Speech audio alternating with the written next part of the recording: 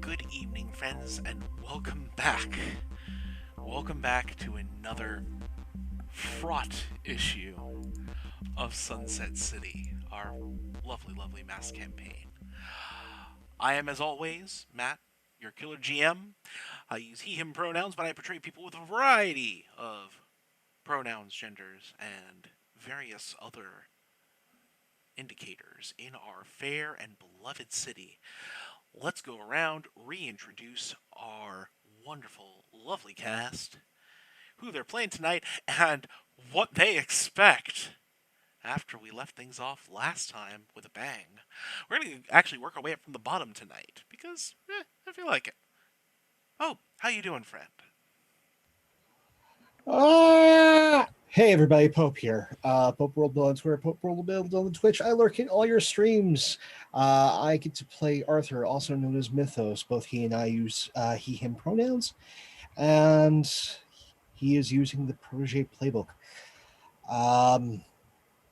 Yeah, this is bad and complicated, terribly, terribly complicated, because House of Mystery's got history, and she's not happy. This is not going to go well. Yeah. I didn't expect things to go well here, but we'll see how bad we end up.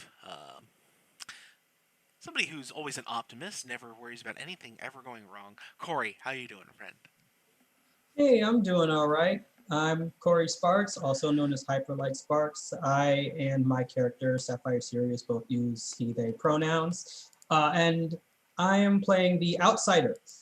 Uh, as for how Sirius feels about this whole situation, he doesn't know what to expect, really. I mean, weird stuff happens in the house all the time. I mean, maybe this is just another, I don't know, something buried deep within there getting out. Or maybe it's another some people trying to get in. He's not sure just yet what's going on. So, yeah. He'll be fine, I'm certain. Somebody who's having a very fine time at this point. Celeste, how you doing, friend? I am doing all right. I am Celeste. I use they, he, or z pronouns. I am playing Elodie Young, party crasher, who uses she, her pronouns. And Elodie's ready. She's ready to kick some butt. And she's really hoping that she can protect her friends. Because at that point, that's what this is all about. Yeah, well, protection is good. Somebody who's very much on the protection side of things most of the time. A little bit of a streak lately. Christy, how you doing, friend? Hello, I'm Polish Christy. Go by she, her pronouns. So does my character Isla Hinsky. She plays the Janice playbook, and we just had a really heartwarming moment the last issue. And now I'm wondering if it's gonna be a DC moment. I'm worried. Us taking influence from DC? Perish the gods. Never. Wow. Can't wait. Yeah, fine. And last but absolutely not the least, Wally, how you doing? You doing? What's up, y'all? It's your boy Wally. You can find me on Twitter at Wally132 and also on the Twitch at Forte Wally.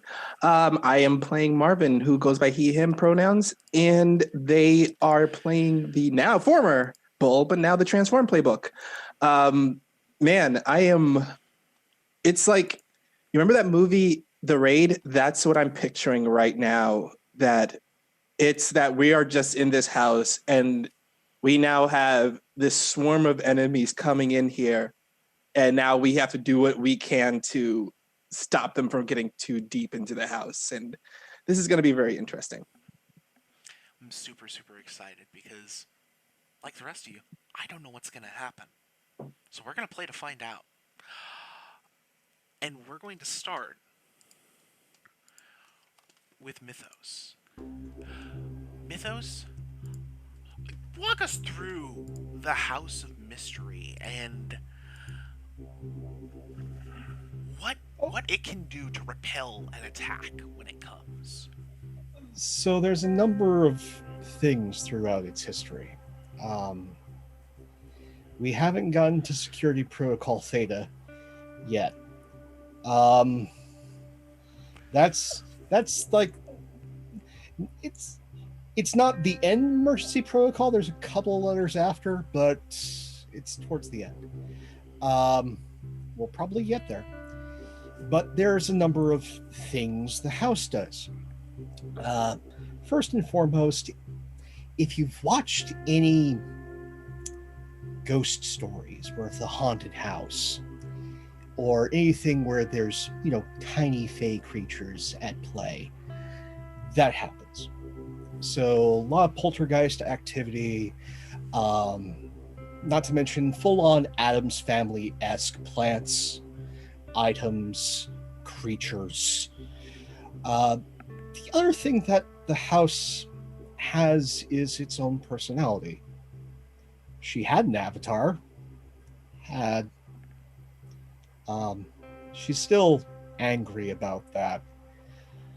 And, well, she can do her own thing. In history, that has been not kind. I'll put it this way. The House of the Rising Sun and the House of Secrets, they'll just kill you. The House of Mystery is a collector. And if you trespass, well, you've just invited yourself in.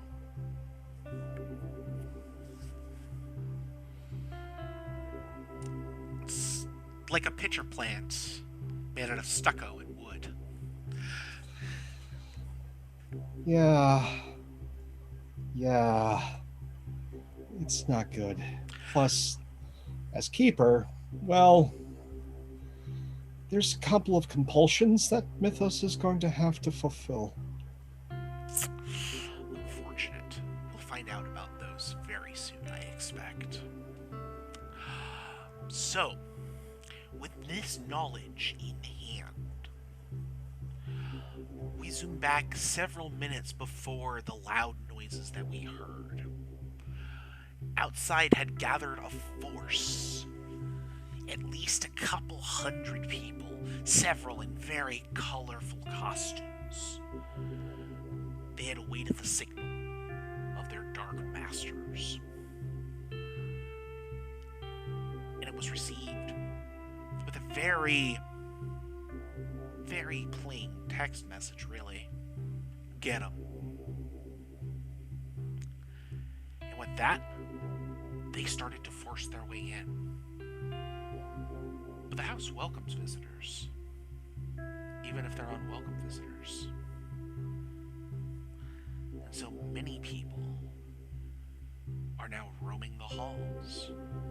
Not the halls they expected to find, but halls that lead up and down and wind through. If you know your way, you can very easily find what you're looking for. If you don't know your way, well, I'm certain you'll find some food at some point.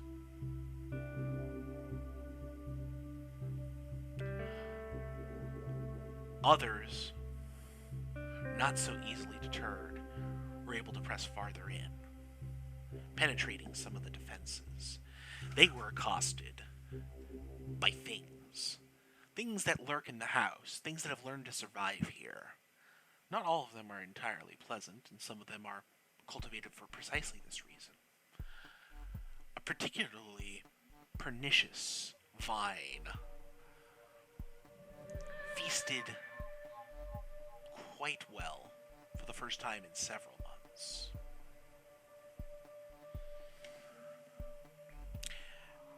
And a hive of a very rare wasp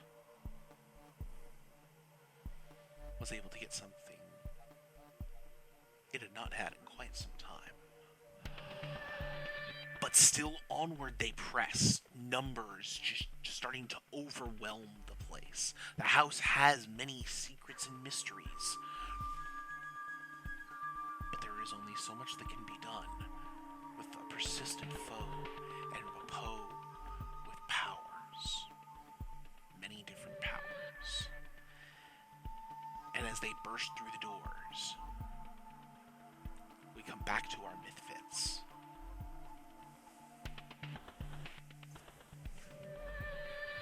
Okay, this is bad. It's just said. Curious. What's going on? What's happening here? We have uninvited guests. What does that happen? I didn't know that could happen. That can happen. Most definitely it can happen. It's just no one does it because it violates at least 133 treaties, but here we are. So wait, we were just in a situation where we thought this place was safe, but it was more of a no one really tried just to walk in? Well, you can't really walk in. You can wander in. That's a different story. But you can't walk in. And there are people who want to be here. And I now understand why Julian always looks so terribly upset. I don't just have to defeat these people, I have to save them. This is awful. What's the protocol, Arthur? Oh. Okay, she's not talking to me. This is bad. Okay. So first we try and find just how many there are, subdue them as best you can, and if someone presents themselves as a threat, I stop them before I do. Okay, stop them before you do. So just beat the crap out of them like we usually do, right? Please hit them as hard as you can without killing them. Because once they're subdued, I don't have to do things. All right, punch them That as hard as you sounds can. ominous. I'm the guardian of this place. There are things that aren't supposed to get out. So once we subdue them, then what do? Do we just like throw them out the window? Depending on how far things go, that should be safe until security protocol theta happens. Then that won't be safe. Okay. By the way, if you find like a heavy coat or any sort of, cold weather clothing, grab it. Right. Cold weather clothing. Not sure Yes. the significance of that, but I'll Hopefully keep you it in won't find out. mind. So in my head now, I have started a clock. The clock of the House of Mystery. We've progressed through Plan Alpha and Plan Beta currently. Okay, and she's not talking to me. I just have a sense of things. Fun. I walk over to Mythos and I slap a hand on his shoulder. This is the first time Marvin's actually head to head with Mythos ever since he transformed. He puts his hand on Arthur's shoulder. It's like, all right, this is the first time you're not alone in this. You got us. Remember that. We're gonna do what we usually do. I'm very thankful because I have been very good about not being responsible for somebody's death. Let's try and keep the streak alive today. Yes, exactly. We'll be good. Don't worry. Just, keep your head in the game so, you can focus and all that other kind of stuff, all right? Believe me, I'm scared. I'm scared right now, but also that fear is kind of getting my adrenaline pumping. And I know that if my adrenaline pumping, I may get a little bit too monstrous during this time, but I'm going to do my best to make sure that, I don't outright kill people. And because of that, I'm using my team move. When I share a vulnerability with a weakness of someone, I ask if I think I'm gaining or losing humanity. So I look at Arthur and I say, you think I'm human enough to handle this, or am I monster enough to handle this? You'll always be human enough for this. Okay, so if they think I'm losing or gaining humanity, if I say they're losing, I mark in condition and mark potential. If I say I'm gaining, I clear condition and shift mundane up and any other label down. Well, And this is, I can do it. It's Yes. it's not them. So I'm shifting up my mundane one because that's what they tell me. And I'm bringing down my superior. bringing down superior. Got it. Okay. And also, because, we don't do it often enough, but we actually get to today, you are entering into battle against dangerous foes as a team. So, we're gonna give you your team pool. Not that you really need it that often, but hey, we'll deal with it. So, Mythos, do you have influence over everybody else on the team? No. Does everybody have the same purpose in this fight? I think I so. believe so. I hope so. I'm hoping so is as well. Does anybody mistrust anybody else on the team? I don't. Oh, I don't know. I do not. After that nice little montage we had last week. Yeah, Isla? everybody has. Isla? Oh, Isla, what's that face? Isla, what's that face?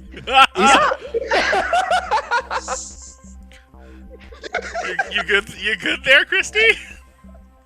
It took me way too long to think about it. But You legit had this look of like, oh shit. I know I was looking down there. I'm not gonna lie. no, we're good. We're good. Okay. Okay. Is the team ill prepared or off balance? Honestly, we're off balance. Yeah. We were just having a lighthearted picture moment, and we're all teenagers that were Oh, we're eating junk totally food off and balance. stuff. You guys were wrestling. We're We are off totally off balance. We are totally. There's nothing. The fact that we are prepared for this at all. Exactly. Yeah, exactly. Ill prepared, definitely. This is extremely sudden. Yep. Melody looks directly at Arthur. I left Snicker Snack and Looking Glass at Tequila Sunset. We may be able to fix that, but that right now is at least number 4 on the priority list. Okay. Team pool is at 2, by the way. You get It's- 1 just for me being here. Oh, you get 1 for showing up, I suppose. You're Well, no. Yeah, I actually have a move. You just have 1 for me being here. Just for being. Yeah, that's the protege's move. They just say, look, I'm here. You get a leader. You get a team point. Robin's here. You're okay. Yeah. I was gonna say it's Robin. Yay! It is. It really is the most Robin playbook. It's like, I'm here. You get a team. Ah.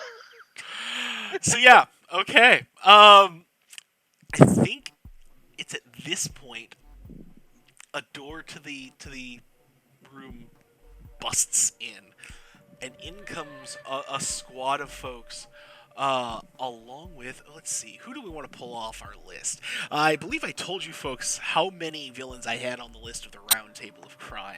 There's a lot of them. There are quite a few of them. Let's see, 1, 2, 3, 4, 5. Yeah, okay, that's good enough. We'll use that. Oh, awesome! Yeah, there's like some thugs, and then this guy with, he's got the mask going on, kind of like a night vision goggle thing, a shoulder-mounted cannon of some kind, and like several bandoliers with various guns on them.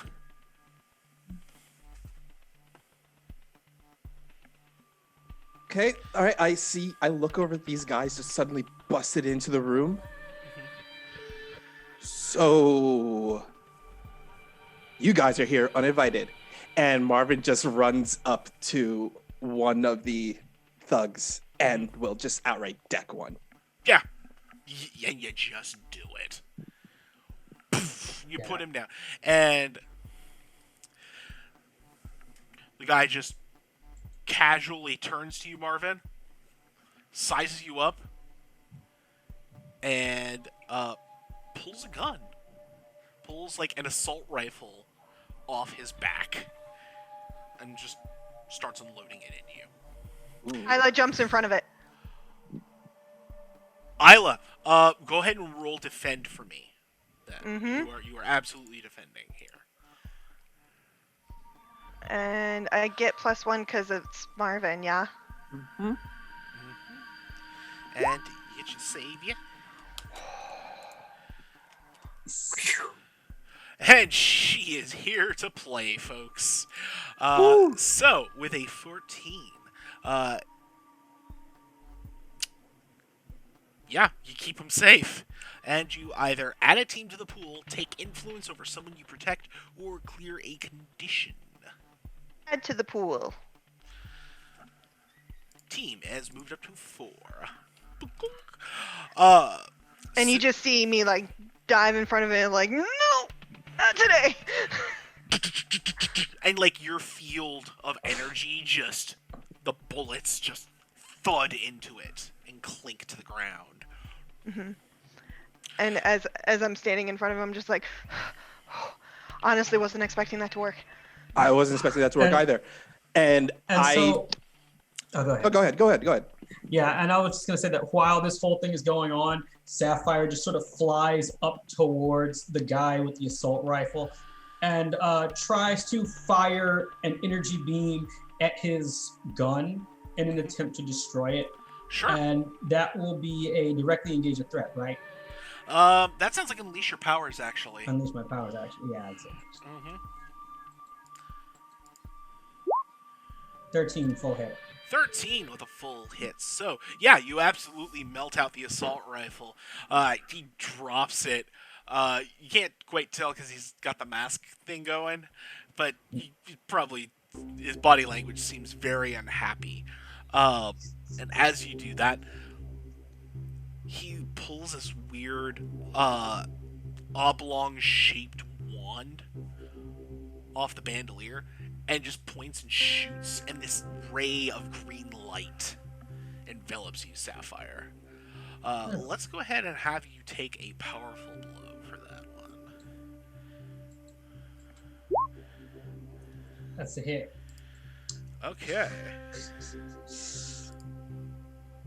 So, Let's see. So what am I going to...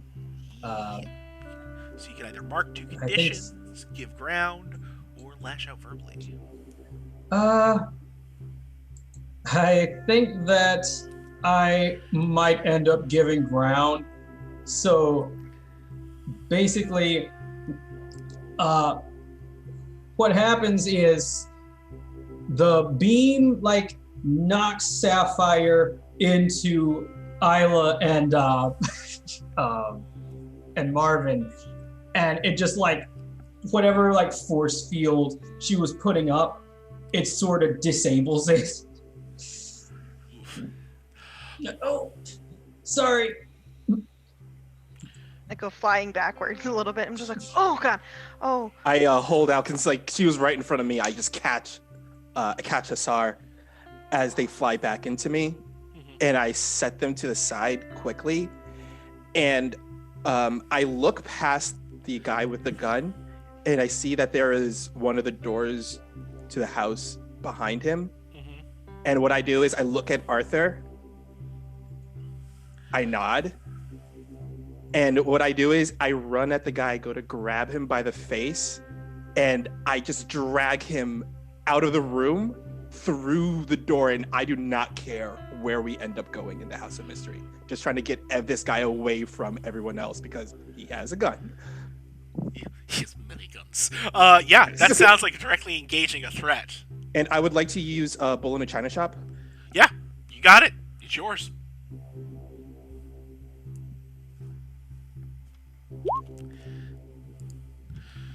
Mythfits Okay. rolling hot. Yes. And because of that, I actually get 1 extra condition to choose, and and because of that, I break a bunch of stuff in the process. Yeah, probably just like straight through a door. Yeah, like I don't even bother opening it. I just see a door, and I'm like, okay, I am going random here, and I just grab the guy, and I just slam both of us through this door, plummeting to wherever the house takes us. Excellent. And what are your other 2 things? You're doing? The 2 things that I take from this is that I will take something from them, and I would like to surprise the opposition. So I think what I'm taking from them, is it possible that I can rip that bandolier off? Yeah, that's great. Yeah. I would like, so as I'm like dragging him out, I grab the bandolier and I just rip it off and I fling it behind me as I rush this guy through out into the next room. Yeah, and as you're bull rushing him, he's like, "Get boom!" and then you just bum rush right through. and that's it. Oh yeah. Yeah. The last thing you hear is Marvin going, "Guys, like don't worry, I'm here with you, a spirit." And I slam him through the room. Good luck, Marvin. And we will come back. We'll find out what happens with Marvin and his chosen opponent in a few minutes. In the meantime, who's next?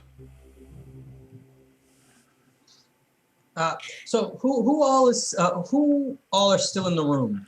There are several more thugs in the room. More are starting to like a couple got bowled over, but they're like trying to pile in. You see like somebody start to run that way, start to run towards the doorway, and they're like, "Ah!" And you see something grab their leg and drag them off. Okay, I'd like to go. Yeah. Mythos rule number 1. You get one chance. That's in the yellow text box. Just pops out from behind the couch.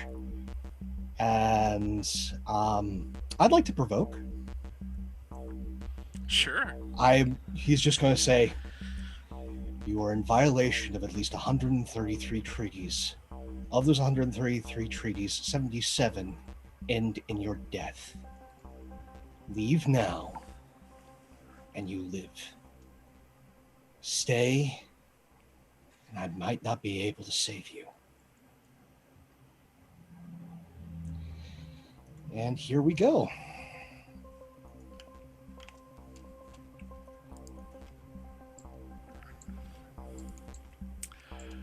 Well, there were a bunch of thugs in here. Apparently they had something else to do. Some people were washing their hair.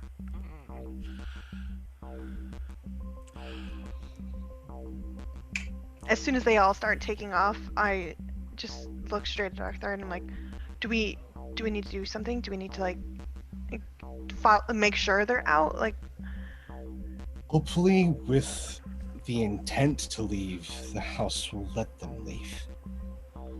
okay. Right now we've got bigger fish to fry, and fortunately the red door's still closed. So, Speaking of bigger fish, Mythos, do you know any way of knowing who exactly is the leader of this whole squad that's coming in here? not until Orchid starts talking to me again. Right. So, how can I get Orchid back online, so to speak? We need to start thinning their ranks, because it's obviously taxing on her. Got it. All right. And so, Thin ranks. I can do that. And Elodie just barrels off down the hallway. And I would like to clear Insecure by taking foolhardy action.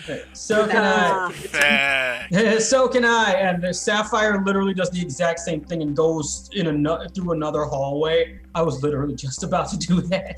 So, yeah, I would also like to clear Insecure in that way. Sure, you both can do that, and we're gonna give you some quick consequences. Then we will cut back to the main room.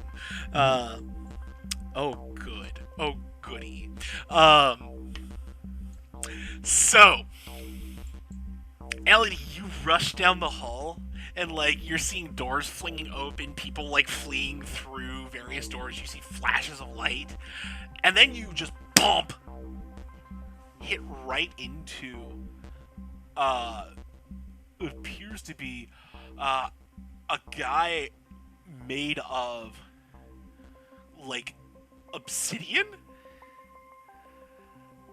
and his face, you can hear the grinding of the rock as he cracks a smile.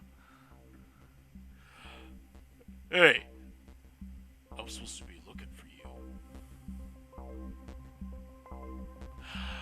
Well, then let's dance, big boy. Sapphire goes zooming off another direction, seeing similar sights, like the house is just... You've never seen the house this active before, Sapphire.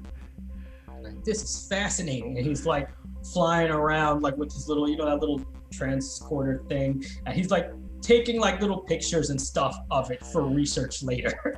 And that's why you don't see the arm sticking out and it just clotheslines you. Wham! Right He around. just like does this little flip thing as he like lands, like he just like tumbles head over heels and face plants. And so you see upside down walking towards you is this guy in a white suit. He's like, such a shame. Flying so recklessly through a tightly corridored house like this. Well, you should probably watch where you're going. Well, watch for stuff. I don't know. And he just like sort of like gets up and writes himself, look, I don't have much time for this. Who sent you here?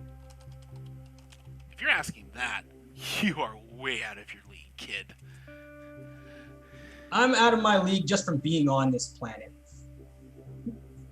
And that's when he aims a very nicely shined wingtip right at your gut. And that's when we cut away.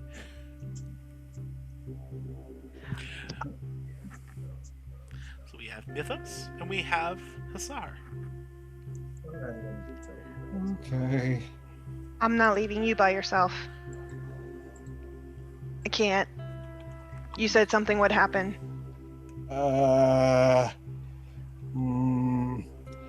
Right now we're safe. Right now. Till the red door opens. So let's go say hi. And just hops over the sofa into heads towards where Marvin burst through the door. Mm-hmm. Just to see where we ended up. Mm-hmm. You're in one of the hallways. Okay, in that case, I see, like, if it's a door to the hallway, probably Bull in the china shop that Turbine is. Doors off its hinges. There's a number of other doors off their hinges. There's a vase that is in pieces, part of it, and the flowers are now just on the ceiling, somehow staying there. They're actually blooming. They haven't done that before. There's an area rug that now is just partially stuck up, helter-skelter in a door frame. A number of doors are just opened like there was a massive depressurization. And then there's another door that has been clearly barreled through at the end of the hallway. And I just have this wonderful panel in my head of all this destruction, and then just Husarth and Mythos stepping over various things like vines, unconscious henchmen, mice, and then a duck and a tux. And they come through, and Arthur just comes through the door and goes, "Oh no, they're in the greenhouse." And that's when you hear off to your side, Mythos. Oi, mates. Any seen a book?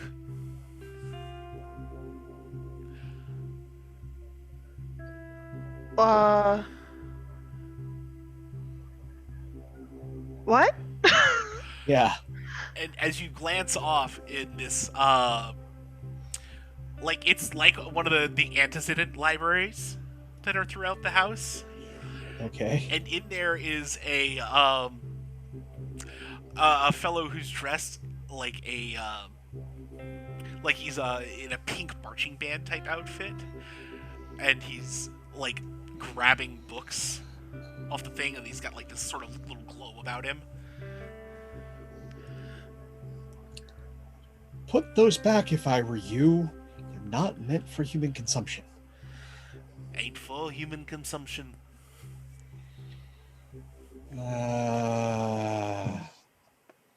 Okay. I don't like it. Buddy, pal, Guy, you really shouldn't be here. It isn't safe. And I'm trying, desperately trying, not to have things go really bad today. So please, put the books back. Come back as a guest. I can give you a tour. But right now, you need to not be here and you need to not be playing with those. Hey, you see now, mate. I was given instructions to bring back a book, and either you're gonna help me find it, or I'm gonna get you out of here. Oh no. And then we see a panel of the red door opening. Oh no. Okay. I feel something in my hand right now.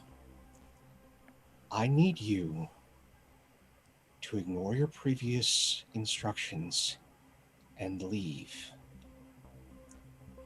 Otherwise, I will not be held responsible for what happens next. You know, when people don't do what I want, it kinda makes me a bit angry. Yeah, I know the feeling. But unfortunately for you, your time's running out. Now, you either leave, and this is me begging you. You leave or I turn this over. And he reaches out with his hand, and that's when you see this flash of red leap off of him. And it forms into the shape of an octopus that snatches the hourglass. Oh, you shouldn't have done that. Oh, you shouldn't have done that. I would like to use my powers. What would you like to do? As soon as he snatches it, all of a sudden the weight of all of his sins comes to play and turns the hourglass over.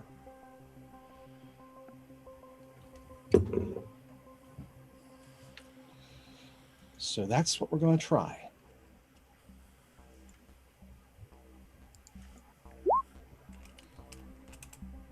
Okay. Okay, so on a 7 through 9, either you mark a condition, or I tell you how the effect is unstable or temporary. Oh, we're going to mark a condition, all right. We're going to mark afraid. Mm-hmm.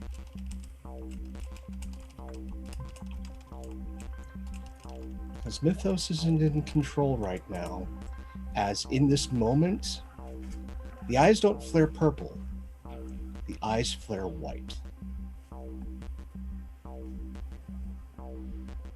Isla just looks between Arthur and the octopus slash guy, and she goes, "Oh, you said you were angry, huh? I can tell. What book is it you were looking for? I might be able to help." And so you brought the weight of his sins to bear on him. And you see the look in his eyes. And the octopus melts away. And his aura changes colors. And he's like, I don't think it's here, but I'm not gonna stop looking for it. I got me reasons.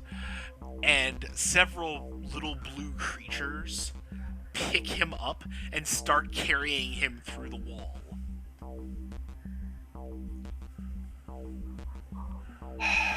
You only have an hour. I don't know what happens after that. An hour. We only have an hour. No, he only has an hour. Oh. And in the distance, a bunch of church bells across the entirety of Sunset City start ringing. Yeah, Yeah, that's not my fault.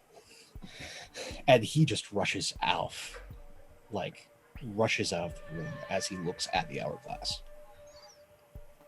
It takes Isla a second to follow after him because she is not like okay with how Arthur looks right now. Okay. And then she kind of just slowly follows him.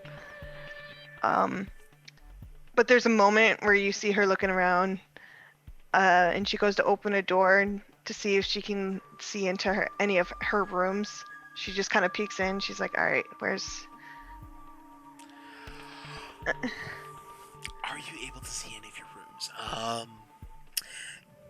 I feel like that's an unleash your powers in this situation. Because I feel like I know my way around, but also something's happening, so... The house is a bit verklempt right now. Yeah, that makes sense. With a 7, so you can either mark a condition, or you'll be able to catch a glimpse of your rooms briefly. I'm gonna mark hopeless. And you're gonna see me, as I'm following him, I'm just gonna burst through a room and I'm like, oh, okay. And it's my room, and you're gonna see me just rush over to the bedside table and I start rummaging through the drawers, throwing stuff out. I find a picture of young Jadwiga and I just kind of stuff it in my chest. And then I do push down and there's a false bottom. And I pull out the dagger and I just kind of stuff it in my boot. I can see you only get one, but for that, I will give you both. Oh, okay. And then No. You got it. That's it. You got it. Run out of the room, shut the door, follow after Arthur. Excellent. Let's go back to Turbine. Let's see. Where's a good place for you to end up? I feel like you end up... Let's end up in the kitchen. That's hilarious to me. Okay. So they smash into the kitchen. Like, you see, like, a panel of him just flying out of the pantry, holding this guy in a mid-grapple, and they just slam onto the floor, and Marvin tumbles and rolls off this guy and slides backwards, like, in a ready stance, ready to take on this guy. Mm-hmm. He rolls backwards, and he goes to grab a gun, and he looks up at you, and the hum of his night vision goggles is like just deafening in this room at this point. All right then, and he stands up with the oblong shaped thing, and crack, and it extends out into this glowing whip. All right. Looks like you got a bit of a weapon here. Even the playing field. And he lunges at the guy, going for another punch. Like, not wasting any time for formalities. Sure. That's direct engage to me. Yep.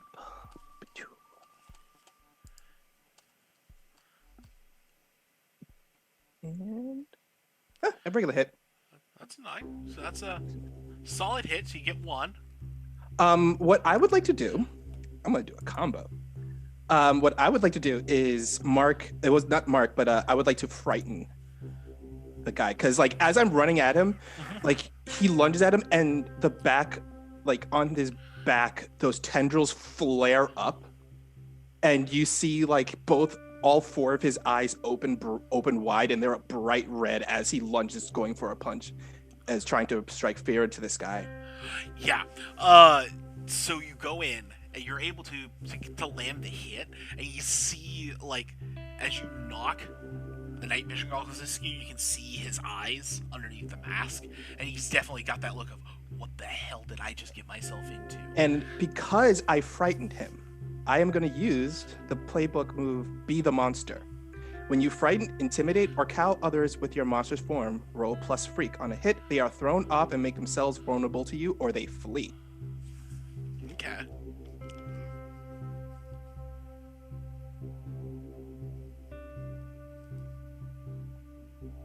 So on a 7 to 9, I choose 2. Either I frighten others that I had not intended to scare, or you hurt someone, or break something you should have. You shouldn't have. Yeah. So I have to choose 2 of these. So I'm just going to go with both of these. There's more. You feel like more of a monster, or you feel like more of a monster afterwards. And I mark a condition. GM's choice. They're all my choice. Yeah. Okay, let me just hop in here and check it out really quick. Transformed. Gonna be a monster. I think it's No, choice. you choose. You choose. Okay, two, that's and what I then- thought. Yeah. All right, I would definitely like to break something I shouldn't have, Mm-hmm. and I would like to feel like more of a monster afterwards because I realized I tapped into something. I tapped into it like without realizing that I did this. Yeah. So breaking something you shouldn't have. I feel like you break the sink. Marvin, why'd you do that? Like, you just, like, instinctively just reach out and just boom! Right through, and the This water means a lot starts because he really liked that sink. It's just like that he installed himself and he's really and, proud like, of you that can sink. feel Orchid's displeasure in the back of your head. And- Yeah, we're not talking about just an ordinary like little sink. It's like one of those really, really fancy Oh, this sinks is a that fancy have sink. like This is that a little, really nice sink. those are like Art Nouveau style knobs and stuff. It's all like yeah. a Victorian And so era. it's entirely appropriate that you feel so guilty. I do feel guilty about this. I'm like, oh. And in his fear, he lashes out with the whip, and like it seems to just curl around where your tendrils would block it, and it snaps right in front of your eyes. And I need you to take a powerful blow for me. Okay.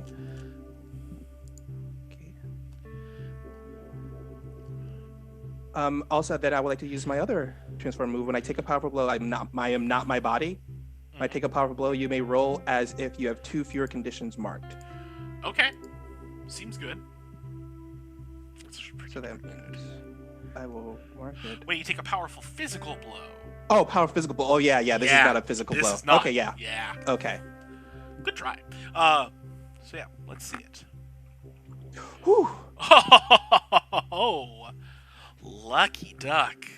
Of course, it's got to be the one time you want to roll low that this happens. Right. But I mark potential though. That's all You I do. said. How do you stand tall in the face of this as like this blinding green light flashes across your eyes? So when the blinding green light flashes in front of me, I don't flinch at all.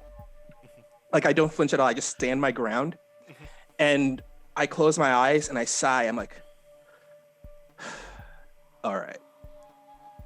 I think you are realizing something that you don't understand right now.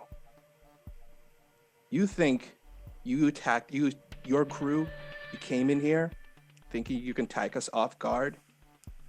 Yeah, you caught us off guard. You did us some shock and awe. I'm going to commend you for that 100%. But here's something you don't realize. This place is our home turf. It may be going crazy, but it's still on our side. Do you know why this place brought me here? And when he says that, the doors locking the kitchen shut like with a loud boom. This is my home turf. I am not locked in here with you. You're locked in here with me. And Marvin reaches over and he slams, turning the lights off completely. And that's when the panel cuts to the next page, to the next group. You Perfect. think darkness is your ally? Okay.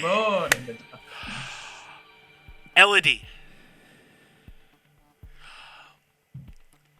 How are you doing right now? What are you doing right now? So he's made of stone. Obsidian, yes. I need my sword and I don't have it. But I'm trying really hard not to show that I don't feel like I can take him, so I'm going at him head on. Okay. So you're just gonna try and directly engage him. Yep. Get after it.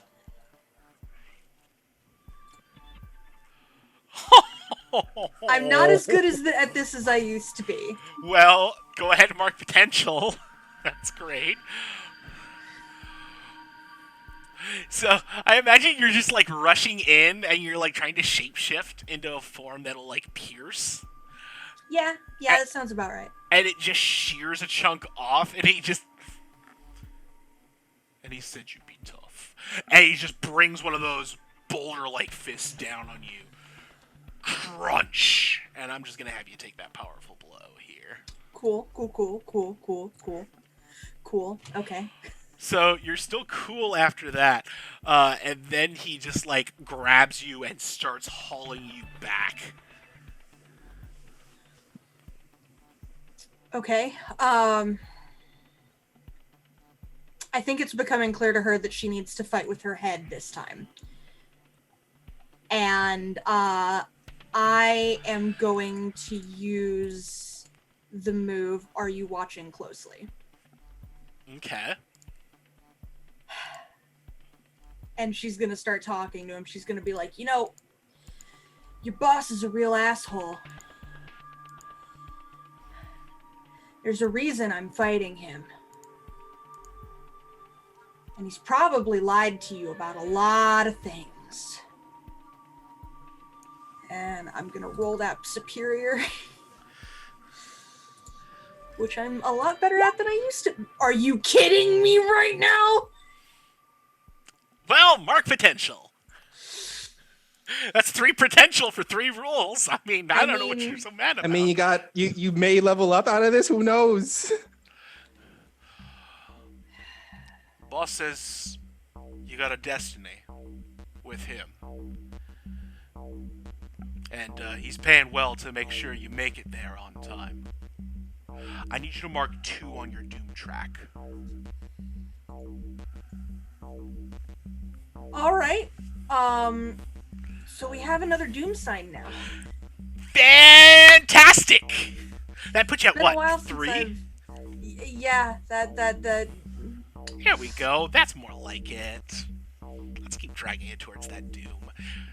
And drug you are. Which one are you taking? I think I'm taking infinite powers. Oh. And I think as Elodie feels that flare up within her, her eyes snap open and are a different color. And you hear that whisper in your ear. Another clause, all yours to play with. For now, I need a moment to figure out what I'm going to do here.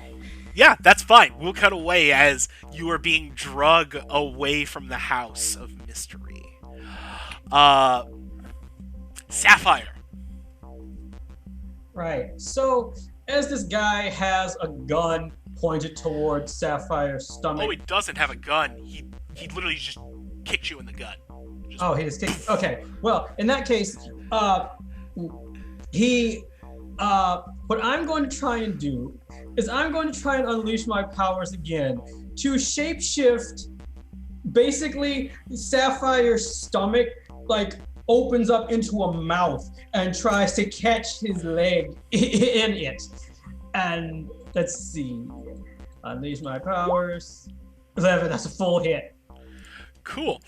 So you do unleash your powers. You manage to open your stomach, and he puts his foot in, and then he's back standing right in front of you, as if he hadn't just done that, and he has kind of a wild-eyed look, like, And it just goes like, whoa, what gives? oh, Oh, you're fast, dude. yeah, I'm fast, real fast. Right. So, where were we? Oh yeah, and okay. So what Sapphire is going to try to do at this point? I'm just gonna go and run straight into him, and get ready to start fighting him. Directly engage threat, right? Yeah, sure. Yeah, Do sure. it. So yeah, we're just gonna start getting scrapped. Oh boy, here we go. Snake eyes! Oh, Uh. this is perfect. So you go running right at him, and he disappears. And you hear his voice behind you. Nothing personal, kid. Just business. And you feel him clock you in the back of the head. Take a powerful blow. Okay. Also, I do mark potential for that miss, right? Yeah, absolutely. you Right, do, right. of Just making course. sure. Mhm. Powerful blow for us miss. Ugh. Oh well. So yeah, he just cold cocks you. You're okay. Yeah. It doesn't really hurt. It looks like he may not be like much stronger than your average human. Like, first of all, can't you see I'm literally made of stone? You're just hitting a brick wall, dude. So, at that point, let's see. I'm going to say, look, we can just sit here, or we just stand here and do this little song and dance all we want, or we can just get to the bottom of this. What are you looking for? Maybe I can help you out, because obviously, there's got to be some good reason for all of this. And I'm actually going to try and pierce the mask this time. Ooh, To try yeah. and see if I can get him to tell me something. Do it. Please. That's a miss. That is a miss. This guy is just inscrutable as he thinks about telling you. He's just, nah, I don't think I will. Not my job. Not my place. Sapphire, I'm gonna need you to mark a condition as you start to feel hopeless against this guy. Like, oh man. Like, he's just no-selling everything that you do, and it's the worst. And that is when we're gonna cut away as we zoom in on that look of Sapphire, just like, how am I gonna put this guy away? Back to Mythos.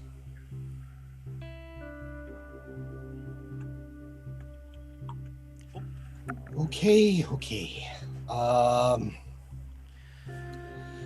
So blindly running away from Isla and everything at this point.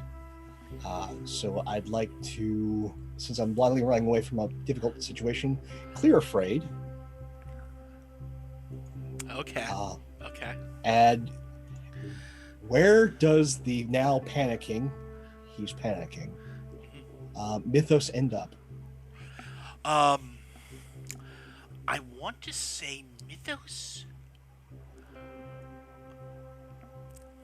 Mythos, you end up in your room. And there is a cloud on the ceiling.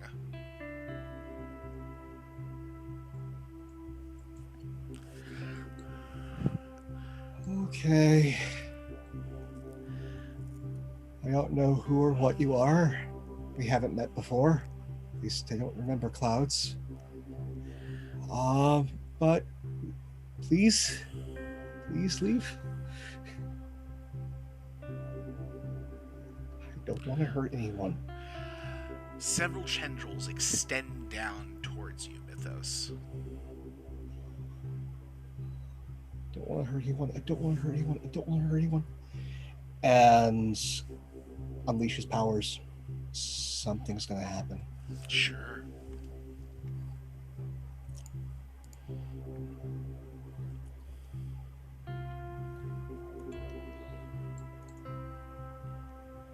Seven through 9. Would you you like to mark a condition, or is it going to be stable, unstable, or temporary? It's afraid again. I don't want to hurt anyone. I don't want to hurt anyone. I don't want to hurt anyone.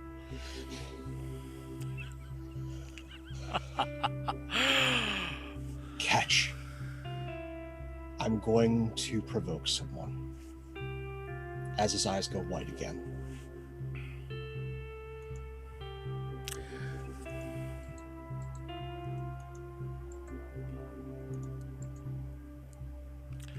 As he just throws the box instinctually. The tendrils reach down and wrap around the box, swirling. And I'm going to laugh at that supreme irony and leave you to wonder as to that fate.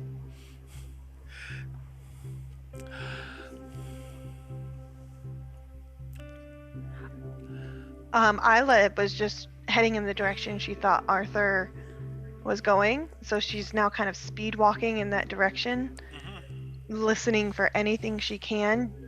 Did I see him enter a room? I don't think you did, because you had gone in a different direction. Okay.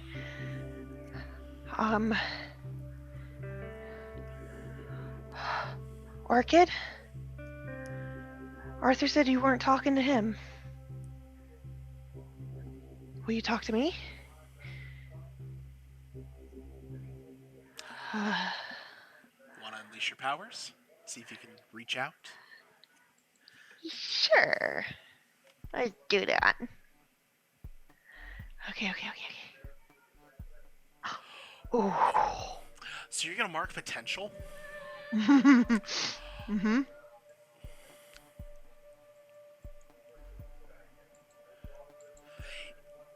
And the house starts to move around you in ways you didn't think this house could move. In a way that makes you feel like you're not in a house, but some living thing.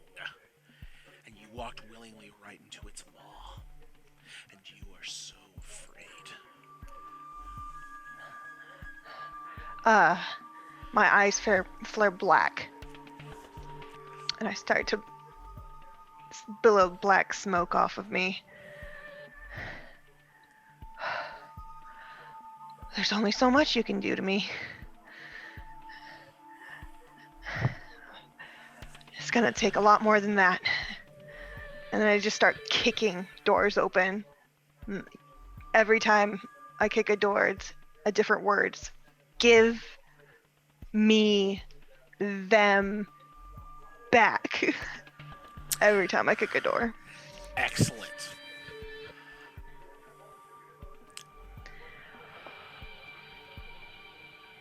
Turbine, I want you to directly engage the threat in the dark. Okay.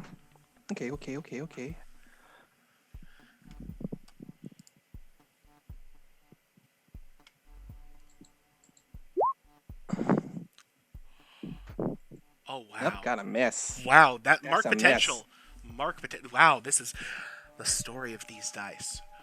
Oop, and we're gonna hold on for 1 second. Good old OBS decided, hey, we're gonna disconnect and then reconnect because that's fun. That's fine. Okay, we'll plow right on through at this point since we are back. Sorry about that, folks. These things, you know. Turbine, there is a smash, a scrape.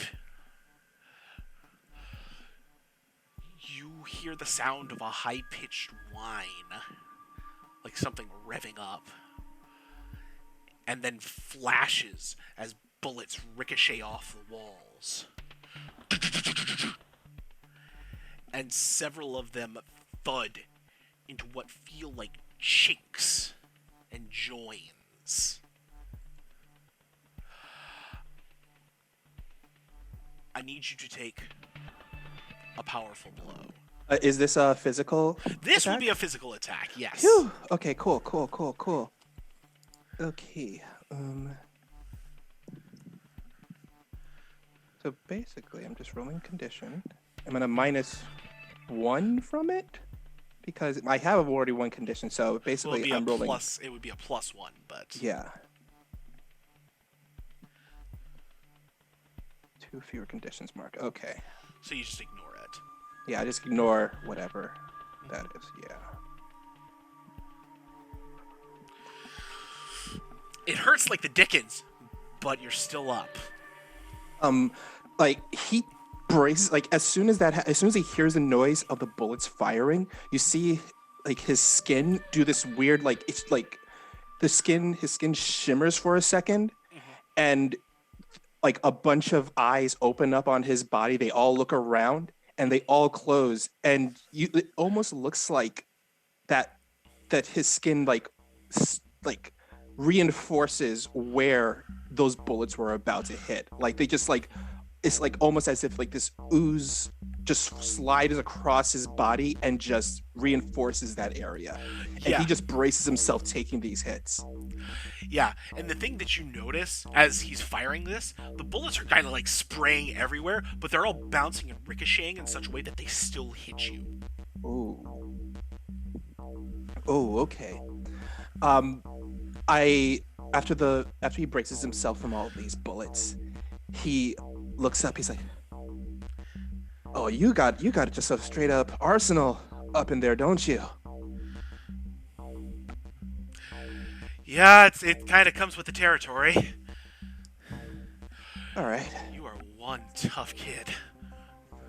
that's what they tell me. And after that, he,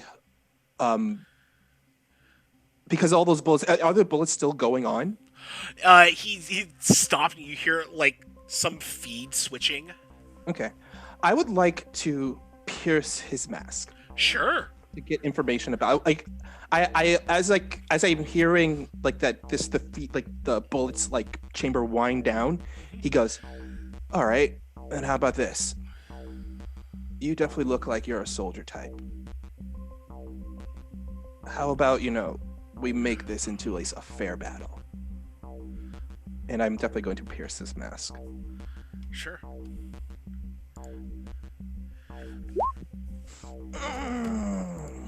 Okay. Full hit of all the times. Hey, cool. So yeah, you get 3 questions off the thing. Okay, let's see here. I would like to. One action I would like is how could I get the character? Actually, what are you really planning? What do you intend to do? And how could I gain influence over them?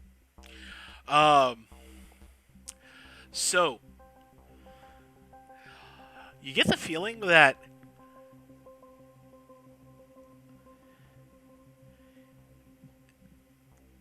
he's trying to beat you earnestly at this point, but that he doesn't have to beat you to win. To gain influence over him,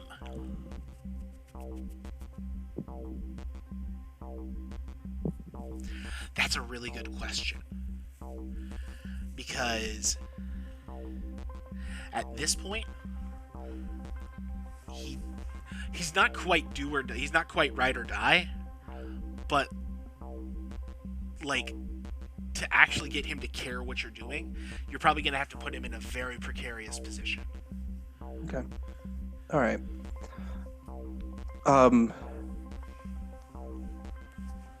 He, after like they have that exchange, he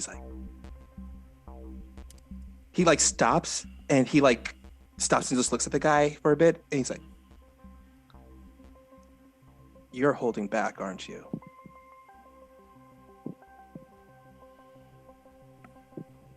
What gave it away? It's easy.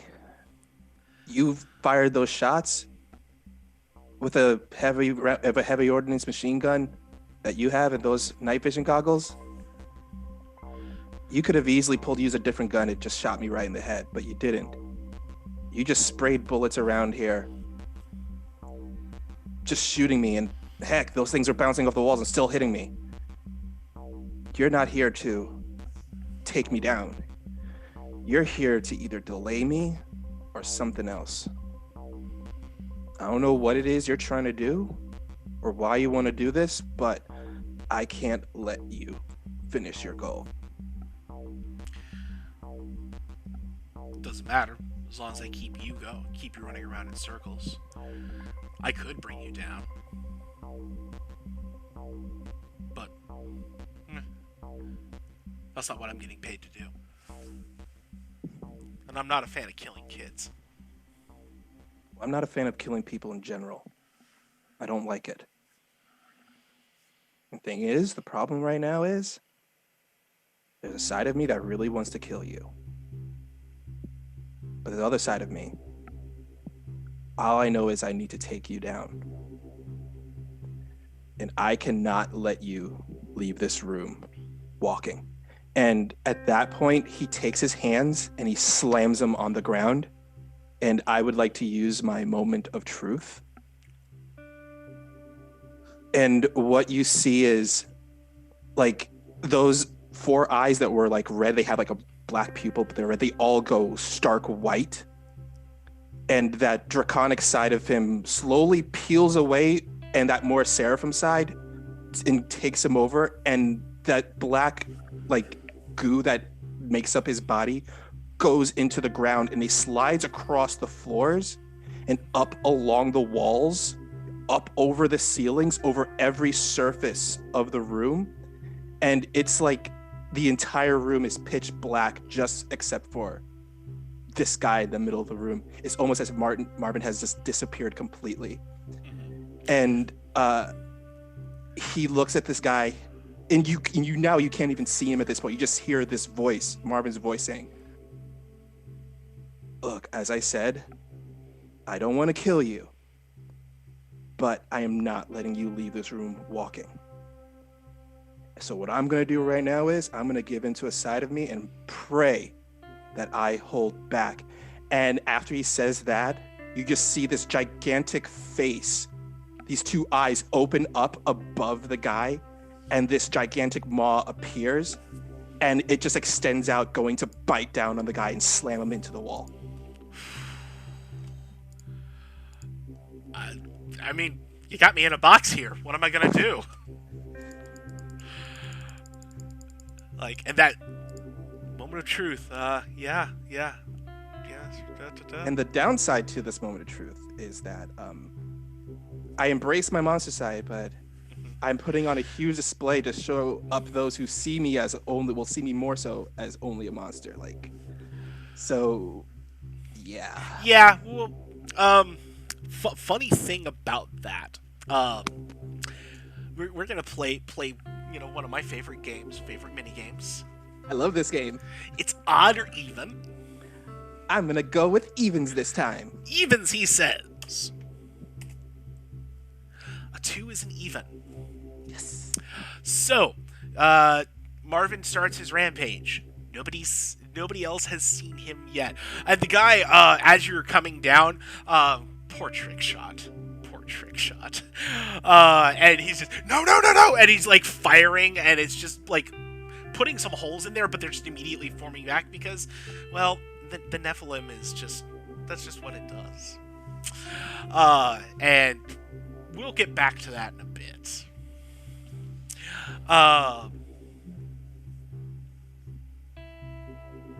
Elodie, Party Crasher.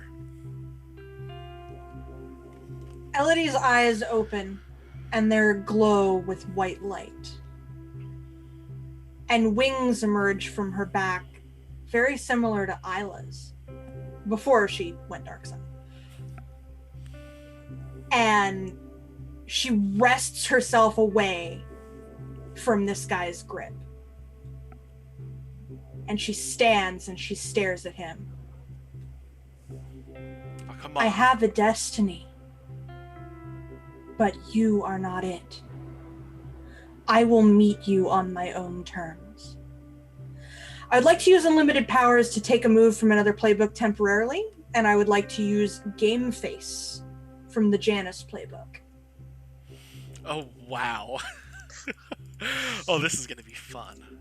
I am committing myself to ousting these folks from the House of Mystery and saving the house and all within it that I care about. Okay. So you mark a condition and take +1 ongoing to all rolls in direct pursuit of that goal. At the end of any scene which you do not make progress towards that goal, you mark a condition. When you fulfill your goal, mark potential. Oh, this is excellent. And, of course, you mark your doom track by doing this because, well, that's the bargain.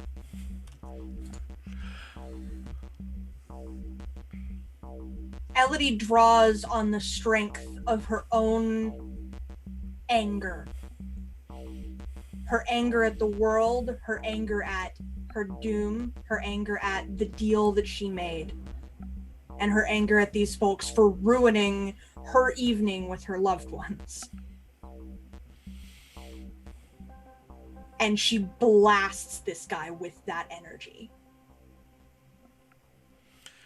Okay. That sounds like your direct engagement to me. I don't know about you, but... What condition did you mark, by the way? Kind of guilty, because... Kind of A guilty. little bit, yeah, just a little bit. A little guilty, a little feeling like you took somebody's thing. Yeah.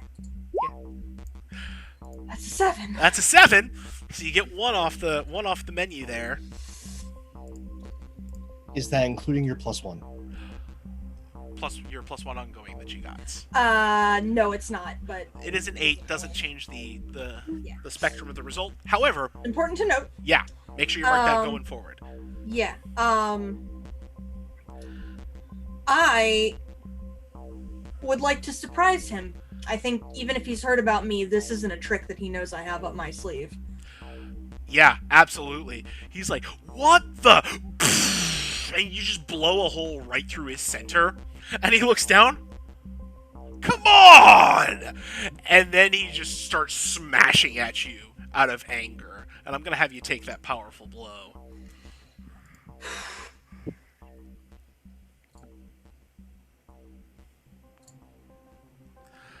Okay. I would like to give ground. Give ground.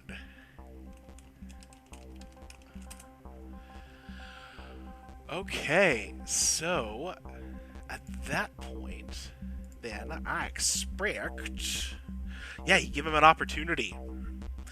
So yeah, he'll go ahead and just, as you start to give way, he'll just grab you and just cup you in these gigantic fists that he has and just start hustling down towards the exit of the house. And we're going to go ahead and... I'm going to have another clock going because that seems like a great idea. Because I'm liking clocks. Clocks feel good for this. So we're going to have Escape from the House of Mystery. And we are going to have 2 ticks in that out of 6 currently. Cool. All right. Yep. And I think we're going to shift back over to Sapphire. Okay, so I actually. Okay, well, you know what? Since I have angry already ticked from last time, so I'm just gonna play off of that. Sapphire's pissed at this point. He's been trying to get this guy to cooperate, but he hasn't been giving him anything. And at this point, he's just like, all right, then, you know what?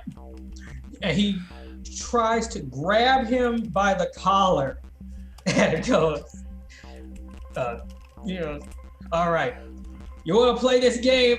You and I are going for a little ride. And so he has him in his hands and he takes off with him and just starts flying through the halls and starts just beating the crap out, trying to. Would that be a directly engaged threat? I feel like trying to grab him is the direct engage here. Right. And then based on that, we'll go from there. Right, exactly. So, direct engage. Okay, so you get one off the list. Right. So that would be direct engage. That's resist or avoid, take something powerful, create an opportunity. Actually gonna frighten the opposition by doing that.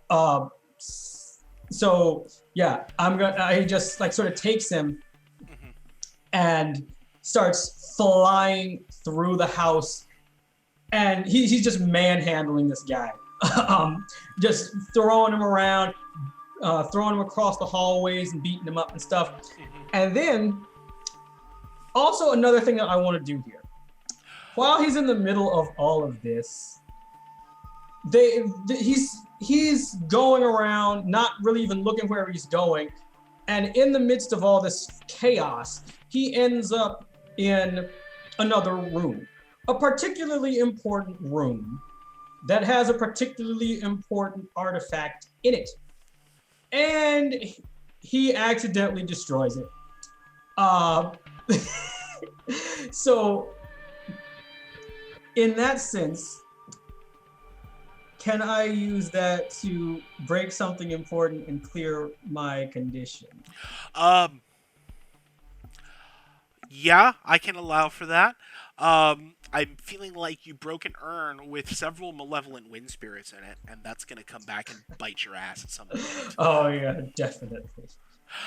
In the meantime, like, as you're flying around, and he's, you're going to get us both killed doing this, and... You're going to get us both killed if you don't leave! Do you have any idea what this house is capable of? Because I sure don't, but I don't like what Mythos has been telling me. And it's at that point you see him produce this, like, weird jeweled knife off of his belt. And he's just tries to jab it. Let me go! And I need you to take a powerful blow as this blade feels like it's made to pierce your rocky hide. Oh, full hit. Oh, no! Full hit. So you're down. In that case, yes, I am down, and I give ground and give him an opportunity. Oh no, it's not that. It's not you give him ground. Oh no, you choose two options from the 7 through 9 list. Oh gosh, never mind. Yeah. Mm-hmm. So you're gonna give him ground and an opportunity. So that's one. Right. And then what's the other one? Second one. Let's see. Lash out for verbally or heavy action. How would that actually make sense in this situation? Because nobody here can really. You know what? Yeah. You know what? Does the house count as a teammate?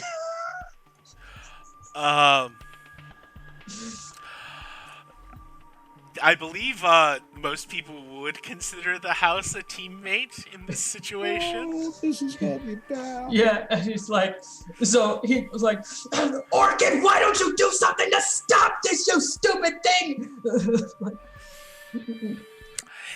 And as you smash through the urn, a door opens and you both fly into it, and you shoot out, flying above the coast. Towards a fog-shrouded island.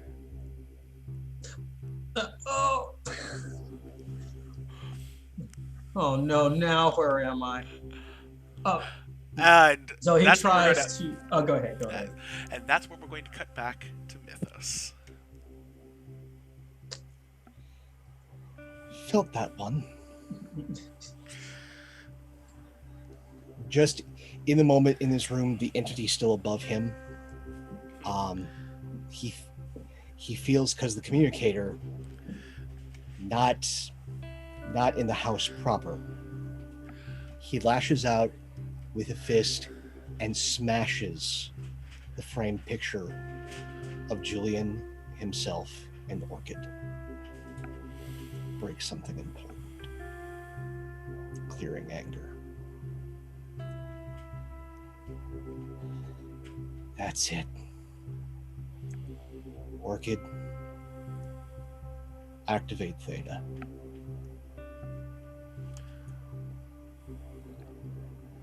And Theta doesn't stand for the Greek letter. Theta is a misnomer. Theta is a time and place when someone breaches the house of mystery that it goes. A place where no one else has to get hurt. A time and place. Tunguska, Russia.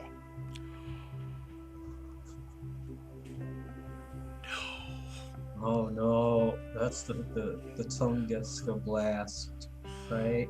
This house is the Tunguska blast. There is a rumble and a shake. And a terrible, terrible crack.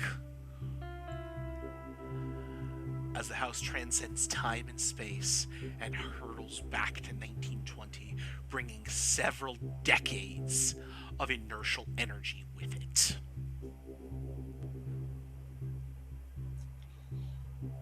There is a boom, like a meteor descending upon Earth and exploding in an airburst as the house lands. All the doors and windows open. All the doors and windows open. And in comes that frozen Russian cold. Somewhere out in the fields, a worker is affected by the energies that pass through. One day we will know him as Comrade Soldier. But for now, he is just a man trying to survive a magical blast.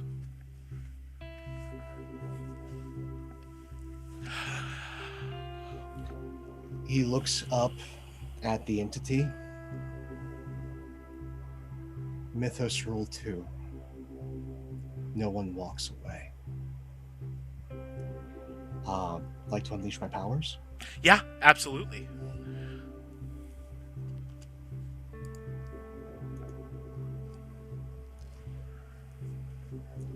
I'll mark a condition. Probably a good idea. We're going to mark insecure at this point. And the puzzle box gets solved. It opens. Yep. When you see Leviathan, tell them Mythos says hi. You see a collective group of faces in the smoke, shooting you a glare as they are pulled into the box. Several hook chains wrapping around the cloud and digging in, almost like it's flesh, but it isn't, as they wrap around and cocoon it and draw it down and down. And when it is drawn in and done, the box closes. Well, 2 down. And with a murderous walk, the door opens. All the doors, as he's walking into the hall, have opened. And there's a fog in here. It's not just the cold, though.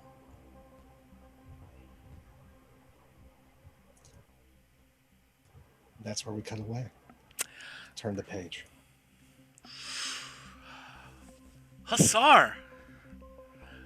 You are making your way through the halls when you see a giant obsidian man with a hole the size of a torso through his, walking towards the exit, muttering some, "Gotta get out! Gotta get out!"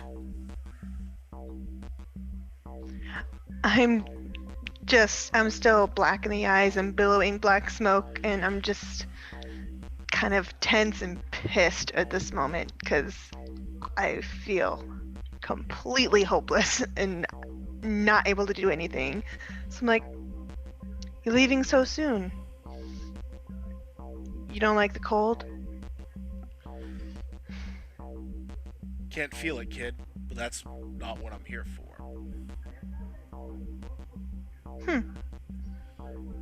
Call me kid again. Whatever. And he keeps lumbering off. Isla, black-eyed, billowing smoke, pulls out the dagger from her boot, slices her palms, and is just walking towards him. Starts dripping blood down her arms. I am Isla Hinsky, daughter of Francis Hinsky, blood of Yadviga's line. No one tells me what to do. And I'm just gonna have the blood kind of like tendril out of my hands, and all of my frustration and anger is just gonna try to rip him to pieces. And like where the blood's dripping to the ground, it's steaming, but it's like more greasy black steam coming up off of it. Yeah. Give me a direct engagement. All right.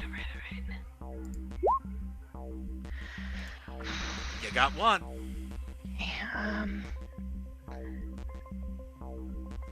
I'm gonna frighten him. Yeah. So you rip at his side and he's starting to like list as his body is not entirely stable now at this point. And he's like, no! And he tries to backhand you away. Go ahead and take a powerful blow on this one. We'll see if we can have that hit. Okay. You get one. You gotta take one off the list. I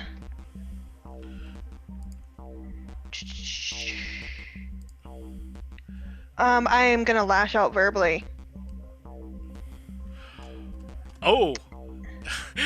So Elodie's gonna hear you.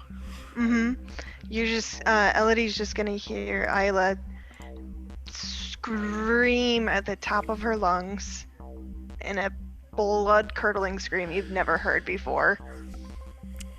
And speech bubbles, just swear words. Asterisk, percentile sign, all that. Wow. So are we taking provocation to foolhardy action, or are we using influence to inflict a condition? I'm gonna inflict a condition. Spend your influence. No, it just says take advantage of your influence to inflict a condition. It doesn't get rid of it. Oh no. And if it would be insecure if she hasn't got it already, or hopeless. Okay. So Yeah, no, insecure sounds about right, especially since she's channeling Isla's former power right now. like Isla's losing her cool. This must be messed up. And like as you're screaming, this guy is like looking around like he's looking for something. And yeah. Sorry, I was gonna say it's just total Dark Phoenix moment. She's just flowing. He's just gonna take this moment to duck into a side room and see what he can find. I believe we are back around to Marvin. Which way does Marvin go? So, the panel opens up, and you see. And it's kind of like this, looks like an eye opening up panel. Like you see a black panel, and then it looks like an eye's opening up, blinking. And it's the perspective of Trickshot.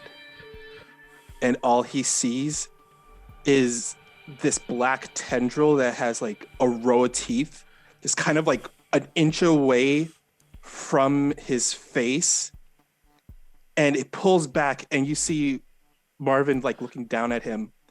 But once again, this time, both eyes aren't open. Like Marvin's eyes are closed, but those second eyes above Marvin's eyes are open and looking down at this guy. And it says, "We are going to try this again. Why are you invading the boy's house?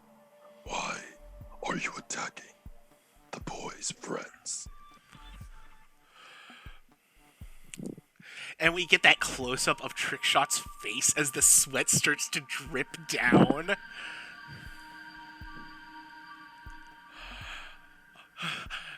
They told us to get a girl, the what do they call her? The party crasher. She's on TV, and some other stuff, some artifacts or something or other, magic stuff. You attack the boy's beloved.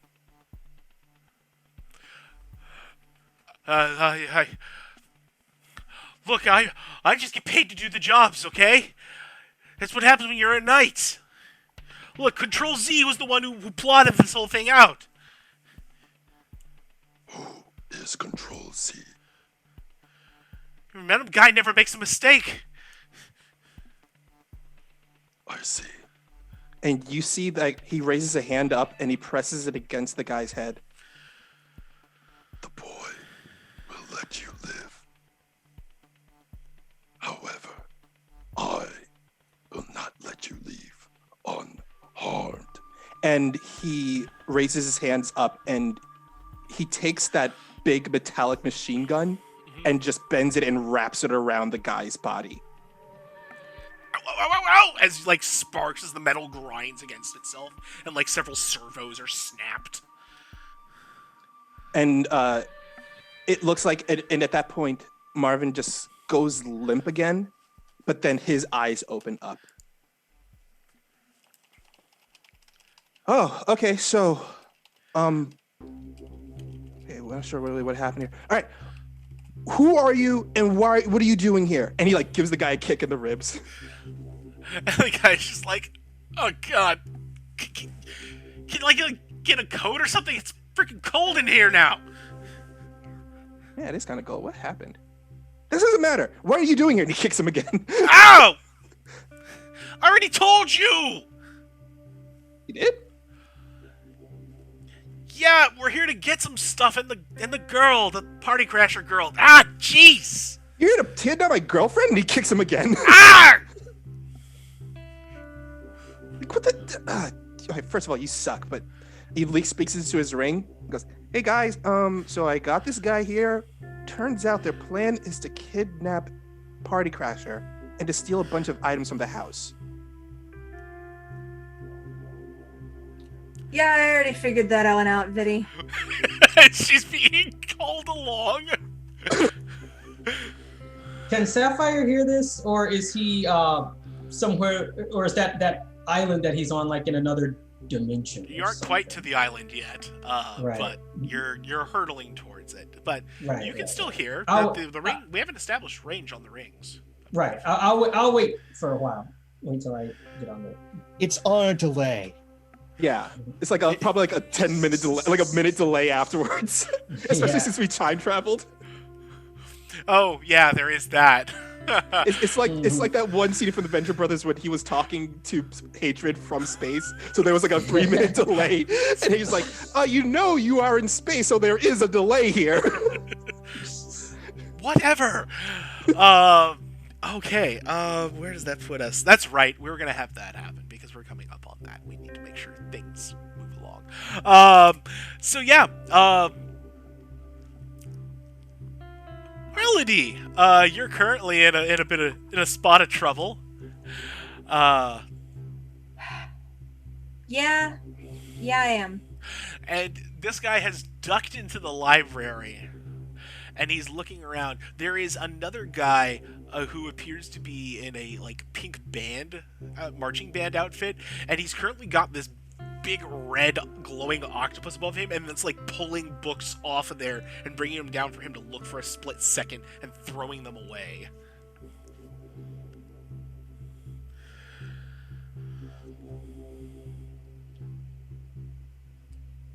I want to reach out to Orchid with my powers. Do it. We were doing Unleash Your Powers for that, right? Yes, we are. Okay. When it counts. When it really counts. And that's when you finally are able to touch Orchid.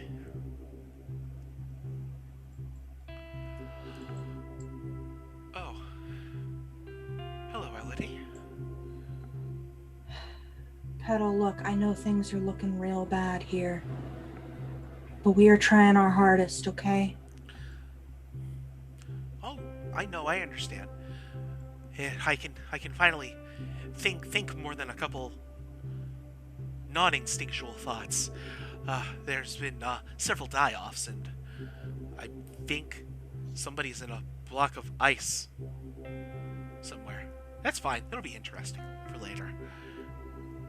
What do you need me to do? Right now, I need you to figure out why they are rifling through me so avidly and get the worst of them out of here. Okay. It's gonna be okay. I trust you all. If you see Arthur, tell him I'm sorry. I didn't mean for it to get like this. He'll understand. I know he will.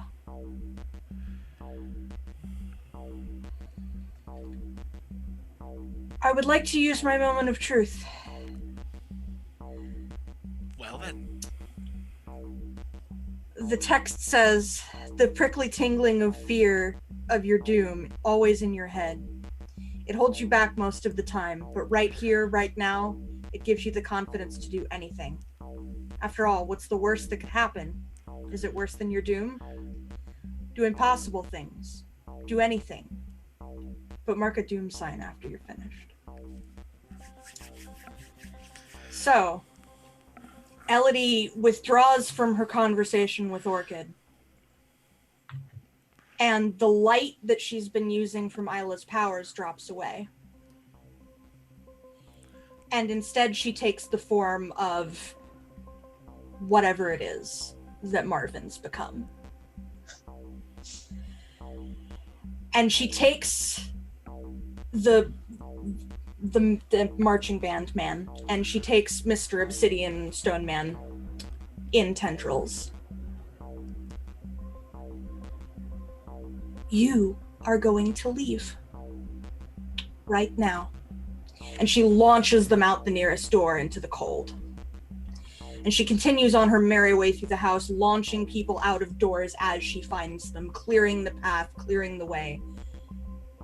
And every time she finds one of her friends, she fixes them with a gaze of 4 eyes and smiles with too many teeth and says that it's going to be fine. It's all going to be fine. And she clears the house as best she can, clears everyone out of it, letting them take nothing.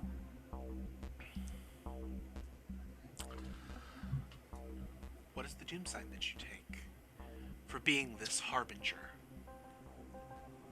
I'm taking bolstered.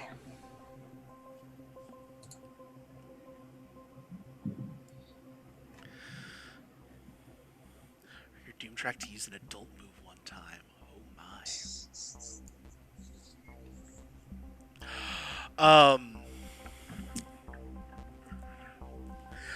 Yeah, you start cleaning house. I'm trying to remember if I've got anybody left on the list.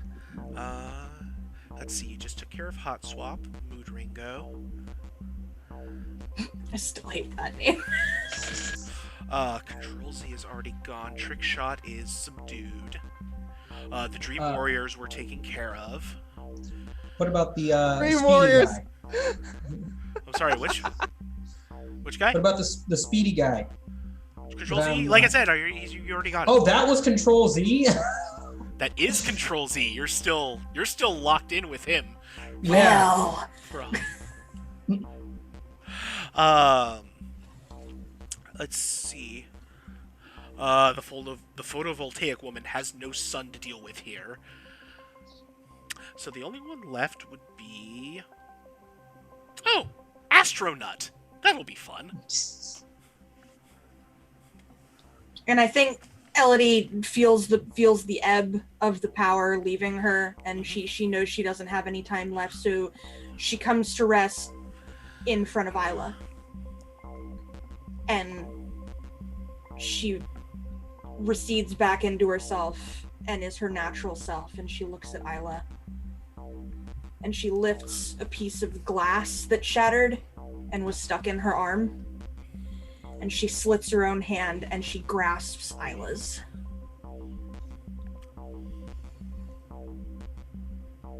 I need you to trust me.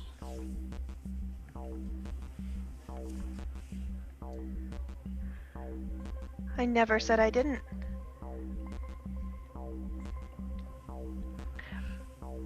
But sometimes maybe it's best if you just let me take care of some things. I'm gonna slide the dagger back into my boot. I'm not really trying to hide it, but I am making sure she knows that I'm putting it away.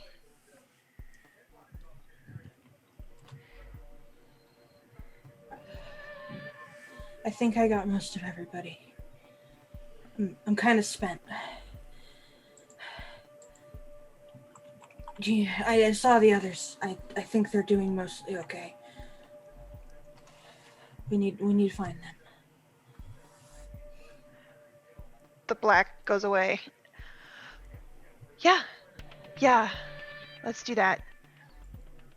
Let's go find Marvin. Yeah. Yeah. And I just keep holding her hand. The panel lingers on the mixing of the blood bound together. And then we are back in the sky as Sapphire and Control Z hurtle towards that mysterious fog-covered island. And so Sapphire lands with a thud onto the island as they finally poof. And as you land, there is sparks as you hit the ground. Like, oh man. Well, on the plus side, at least you're not in the house anymore. So, it's just me and you, sucker.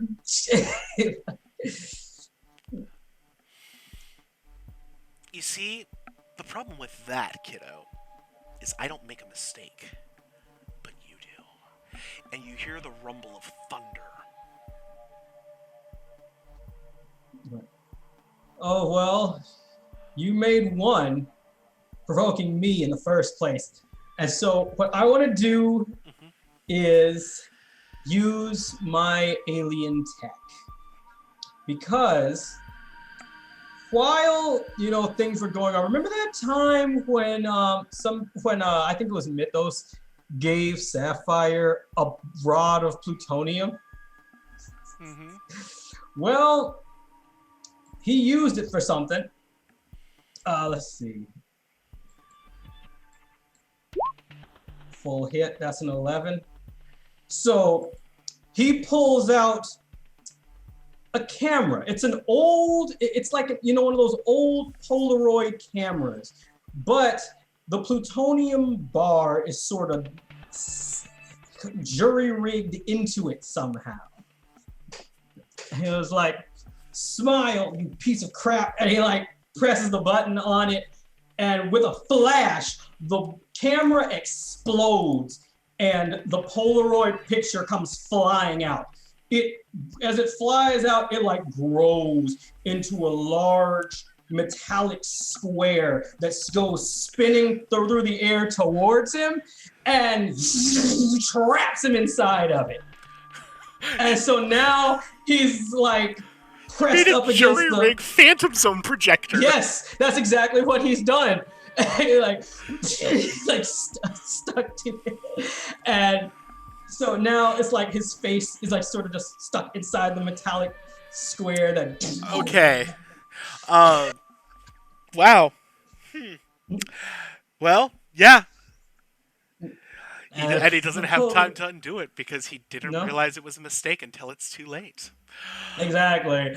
So the thing just goes just hovering back towards Sapphire and like goes back down to like the size of a Polaroid. And he like catches it.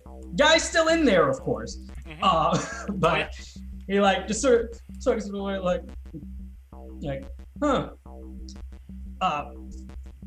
Yeah, like guess you made, as I said before, you made a mistake when you messed with me. And he like puts it in his pocket. Well, sort of like a pocket. And that's when light flashes around you and you hear lightning land right behind you. Whoa! And a hand, slender, elegant, grabs you by the back of the neck. Hey, what gives? You are lifted into the air, and a regal, harsh-looking woman looks at you. Oh. Why have you trespassed into my realm, child of stone? Oh, well, first of all, it wasn't my fault. I kind of got sent here by... There's a place, I'm sure you've heard of it. It's called the House of Mysteries. It's, You are one of Arthur Addison's friends. Yes. And if you can, I would really like for you to just take me back there, really. You have set foot in my realm, child of stone, the realm of Avalon. You may not leave without my leave. Avalon. Sounds familiar. It should, child of stone, if you are familiar with Arthur's current pursuits. Right. But I do know of a corporation called Avalon. Do they have anything to do with this? She laughs. It is at once beautiful and at the same time one of the most mocking things you have ever heard. Oh, sweet child of stars and stone. We are going to have much to discuss. Yeah, actually, I'm looking forward to it because I've got a lot of questions about Avalon Holdings. As a matter of fact, my friends might actually want to get on this too. Oh no, they'll have to worry about it later. Come, Right. let us retire to my castle. Right. So, yeah, as I said, we've got a lot to talk about. Mm-hmm. And she carries you further into the island. By the way, have you ever seen a lithium spaceship before? I've got one. It's really cool. We'll have to see it at some point. Perhaps you can show me. And that is where we will leave Sapphire Sirius for now. As he is lost in Avalon.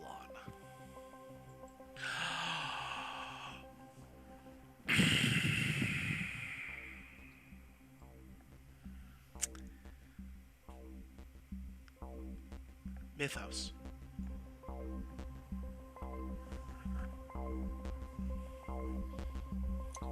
He's stalking the halls at this point. There's a bitter cold that sweeps through the house. You hear the roars and the rumbles and the creaks. You come across bodies. Some are just curled up, trying to find respite. Others are much less fortunate.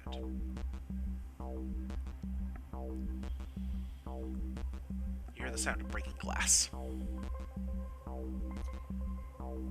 Head just swiftly turns, and then the body meets it. You see something with the shape of Elodie hurling several bodies out of windows. There's just a speech bubble that just goes sniff, sniff, and he just carries on.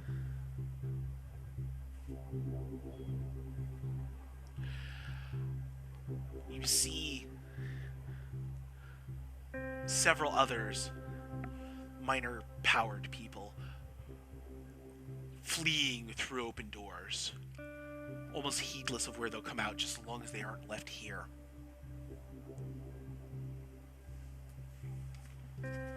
They're not my problem. It's the ones that want to remain. Those are rapidly diminishing until you're down to, one. Just one.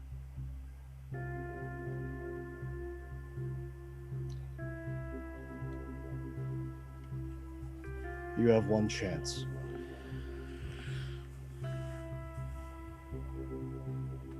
Leave now. No plunder, no victory. Or I take the cloth off. The astronaut suit looks impassively at you. Okay. Can't say I didn't warn you. This has consequences for all of us.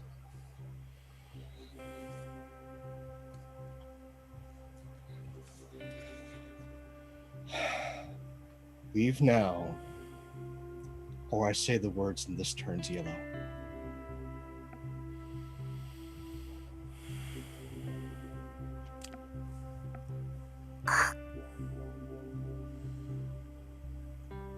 All right. Your moon is more powerful, I suppose. Leave. Don't gonna tell me 3 times.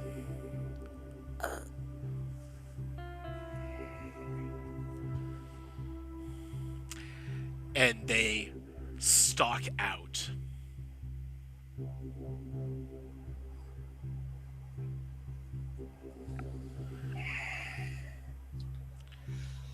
It's at that point you hear Marvin yelling, going, ah! He runs past Mythos, holding trick shot above his head, and he just chucks him out the door.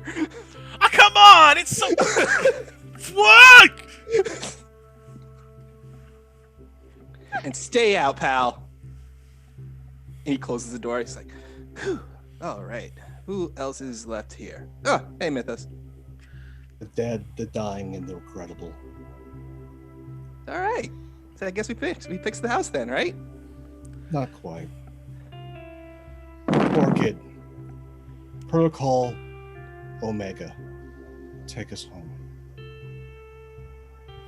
And there is a great inrushing of air as all the doors and windows that were flung open close, as if Orchid herself was taking a deep breath and closing her eyes.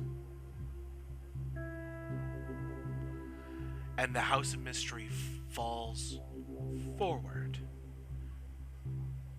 through time.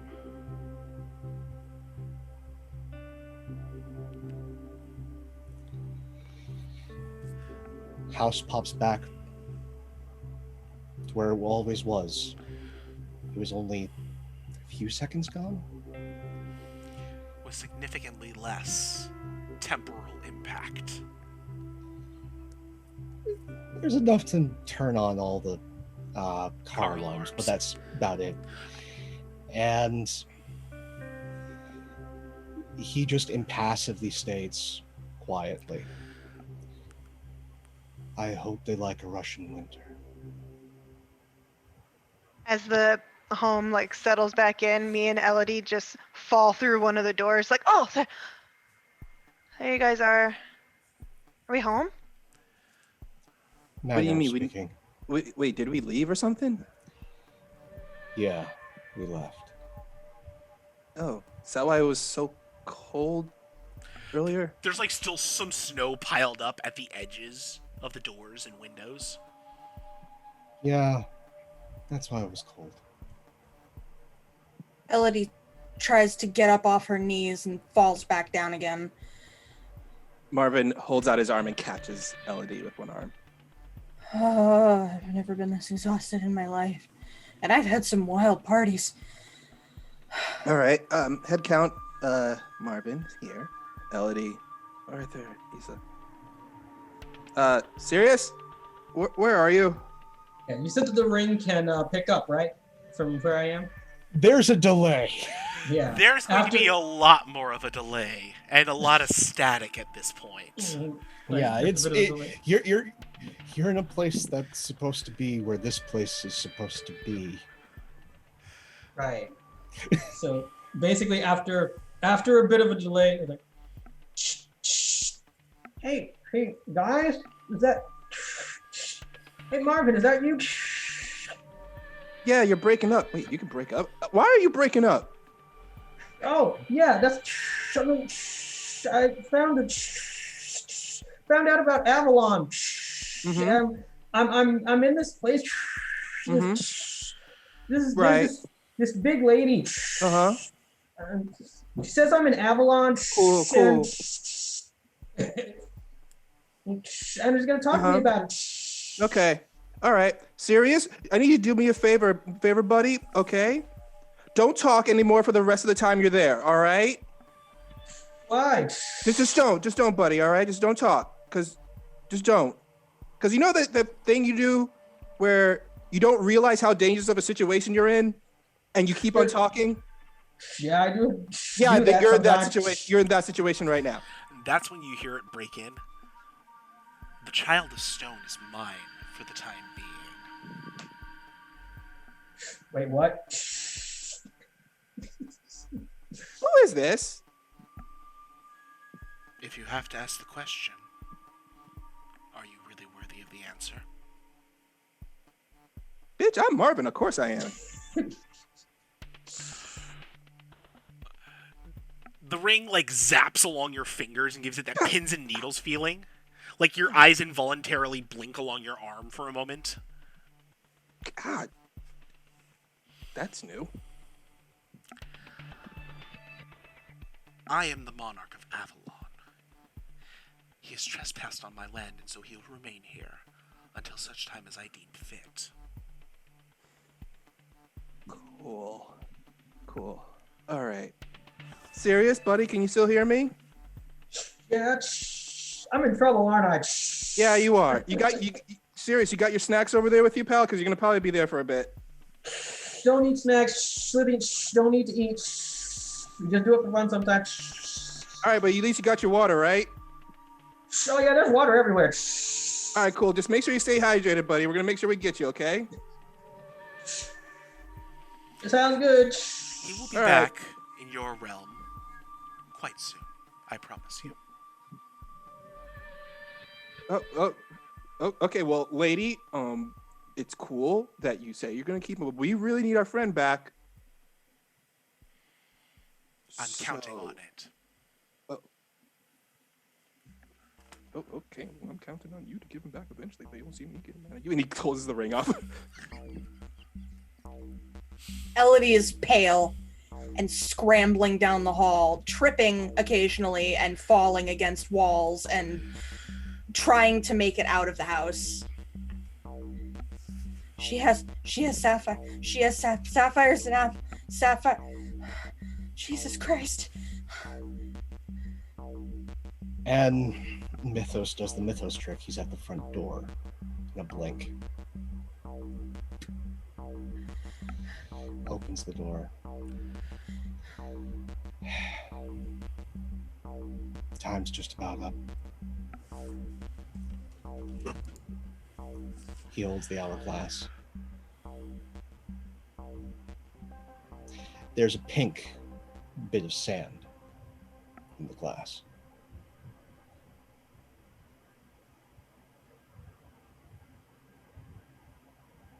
What do you mean? Arthur? The last bit of sand falls through, and then Moodringo's body falls through the ceiling and lands with a crumple in front of Mythos.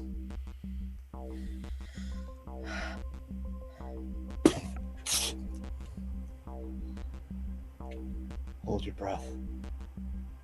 Close your eyes. Going to take Ringo and me are going to a very familiar place.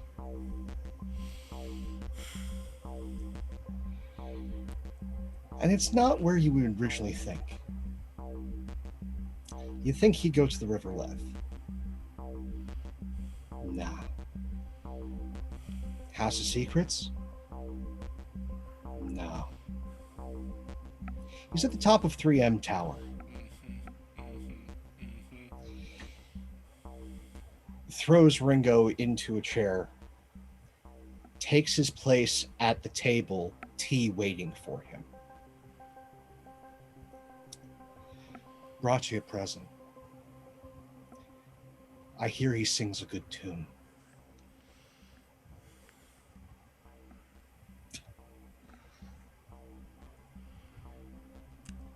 Oh, you always bring me the most fun gifts, Arthur.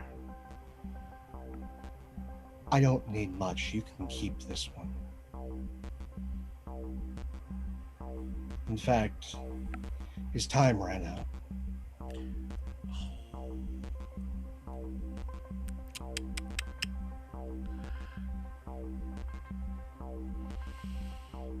He'll say stop, but I'll say go, go, go, I suppose. I just want one thing from him. And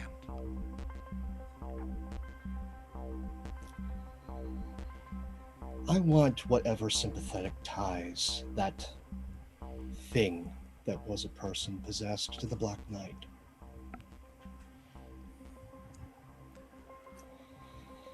It's time for me to practice magic. I think we can find a couple things, such as they might be. Julian's still thinking about you, but I know he hasn't been by. It's because he's rude. No, it's because he's scared. 6 of one, half dozen of the other.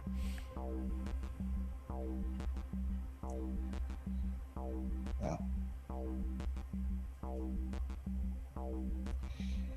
I don't mind it so much. He'd try to interfere. You're not going to stand watch, are you? It's kind of weird when you do. Oh, no. I wouldn't want to dampen your style. Anyway, I have to go and kill a sorceress. Oh, those are always fun. I'll make sure to bring you Morgana's skull when I'm done. Gets up from the chair, leaves. And Liz looks at the body, looks at a rack of several different implements, and taps. Which one first? Oh, that one is perfect for making a soul scream. And then we cut back to a long shot of 3M Tower, where some can say, if you go up high enough, you can hear the damned scream from below.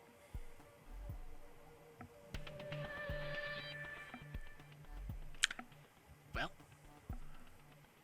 who's next?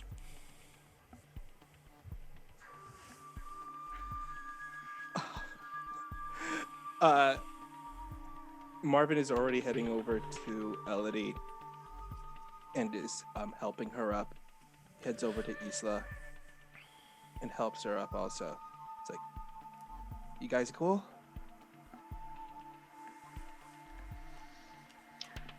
I'm fine. I'm fine. Got Sapphire. Yeah, so we're gonna have to get him back, because this lady straight up said that she's gonna keep him until she sees fit, but I think she's expecting us to come after him.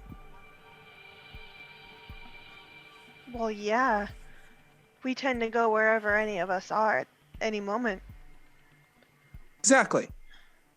So we kind of have a bit of a situation where we don't have the element of surprise for once. I mean, yeah, we're a bunch of like random teenagers and we just go with our gut half the time, but I think this is the first time.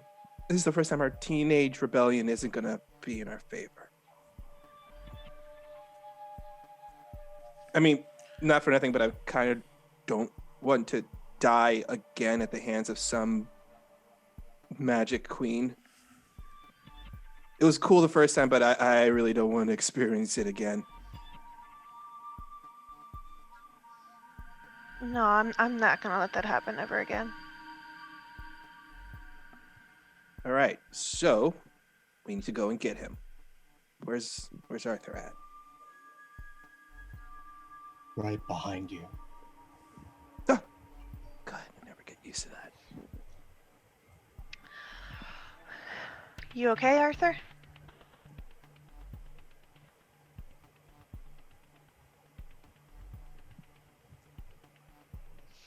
I don't think any of us are okay right now.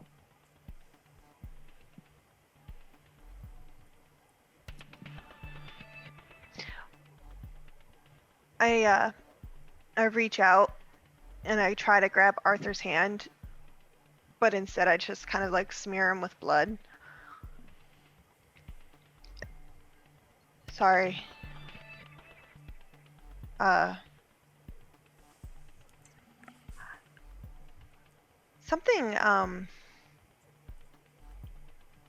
Something lately apparently really draws me to blood, and I'm not sure why. I made a mistake. Did you do something stupid? I did something desperate. What do you mean?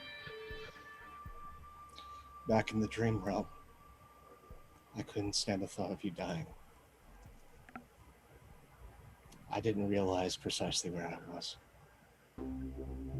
I saved you, in a way. It was a possibility of someone you could have been. You stabbed them. You both collapsed. You were dying. I didn't want either of you to die because I thought they were both you. So,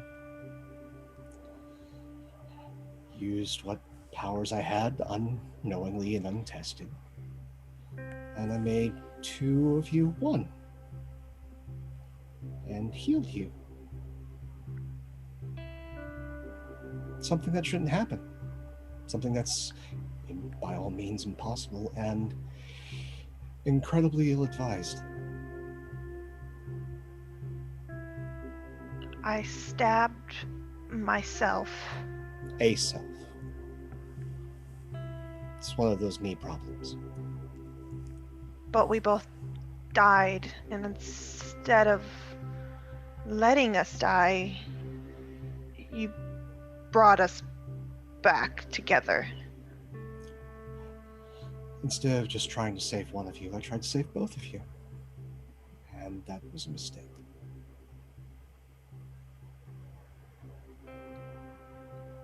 What if I was supposed to die? What if that was the mistake? No. Well, you don't know. You make mistakes all the time with freaking time. You try to control every situation. There is one mistake I know about. and I'm not going to let it happen. There's only a handful, less than a handful of ways of saving Elodie, and all of them require you to be alive. Why do they require me at all? Because you're related Inheritance. to him. Related to who? Excuse me? The Knight. You're related by blood to the Black Knight. No. No. There has always been a light and a dark. Always. And you're just now telling me this? How long have you known? Known? I've never known. Suspected? Suspected since Frazetti's.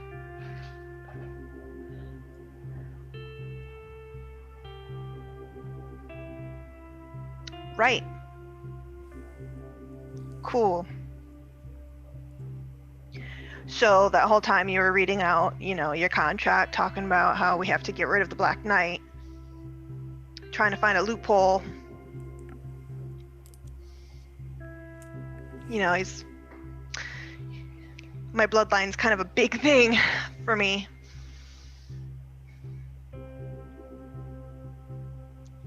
I feel like I could have stopped this a whole lot sooner. I feel like Arthur stopped this. I could have saved you, Elodie. Does no one trust me to make any decisions? Why? Why can't I be the one? Oh.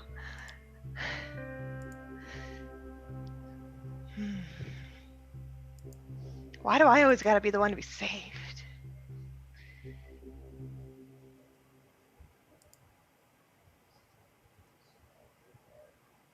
All right, look. One, Arthur, this is one of those situations, when kind of like before. Should have said it, but you didn't. But hey, we get it. Past is past. I understand why you're upset, Isla. Because you feel like, you had a purpose, like your own destiny on this planet, and it turns out you're just one big chess piece in someone's big plan. Again. It sucks, believe me. I know this, it sucks. It's a feeling I've been dealing with my entire life. But here's the thing. Right now, he takes her face in his hands and turns her face towards his. Right now, this is a situation where it's now your turn to make the decision. Do you let destiny move the pieces for you? Or do you kick it out of the chair and you sit down and take the pieces under your control?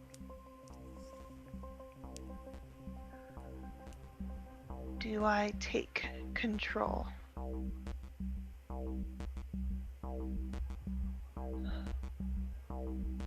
I take a couple steps backward. I look at every single one of you. I reach down into my boot and I grab the dagger.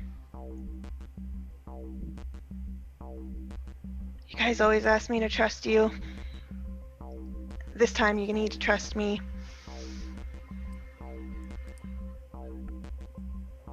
I'm so sorry. I'm gonna stab myself in the chest.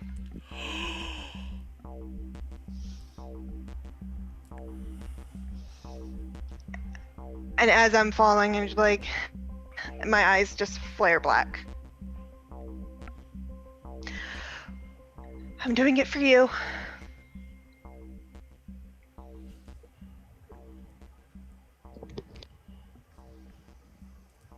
A silent scream of horror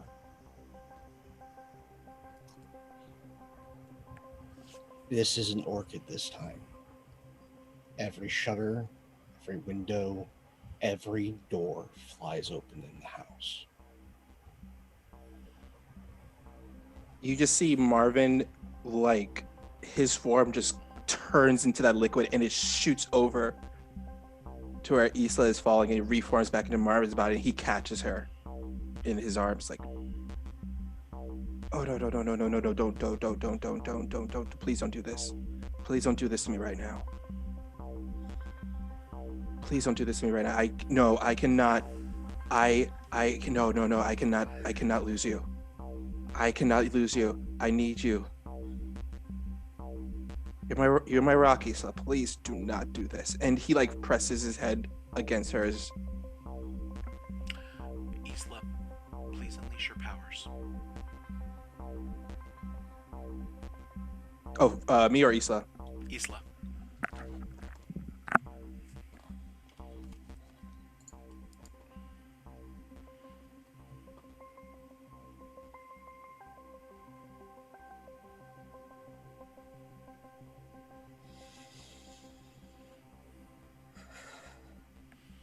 Isla, I need you to mark a condition for me. That condition is going to be anger.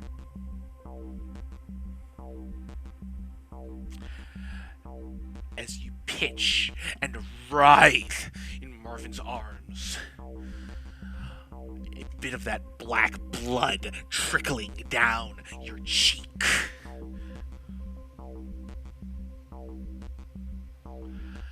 As they don't want to go.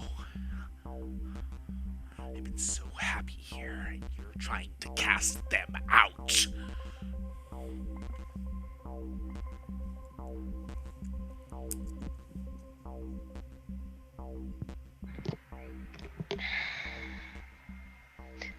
Get out.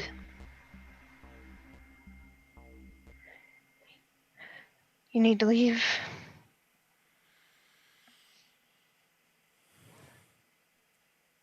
This isn't... Need me.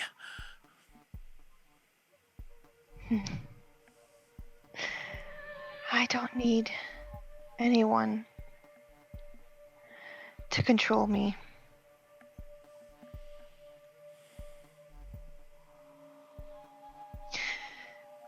I am doing this for them. Get out.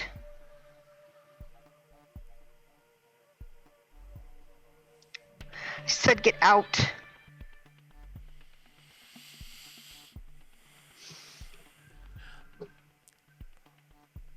The blood forms on her cheek, and it looks like Isla's face, twisted and grimaced, as it tries to creep back up. Isla, go ahead and unleash your powers with an extra +1. Okay.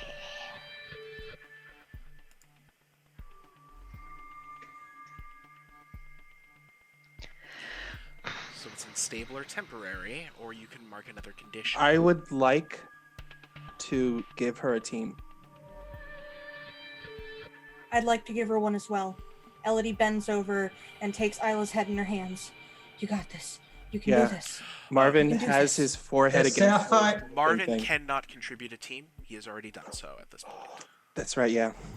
As Sapphire is in Avalon, he can sense that something is wrong. I'm sorry, he cannot. Oh, right. He can't? You have Okay, no never power. mind. You have no power here. Never mind. Isla, you can do this. I've got you. I'm here. I believe in you, okay? I believe in you. You can save me. You can still save me.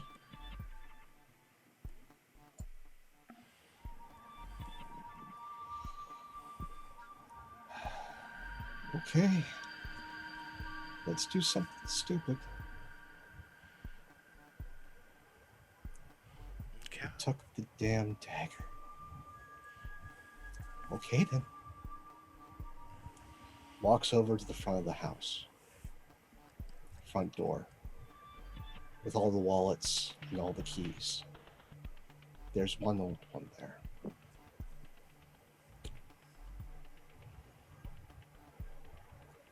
Okay then. Well.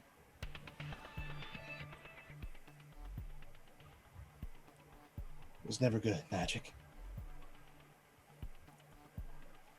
That's yours. And this house needs a guardian, not a keeper. That's clear today. Someone who can say no. Mythos Rule 3. Know when to give up. So, Alahinsky, inheritor of the lineage of the Hussar,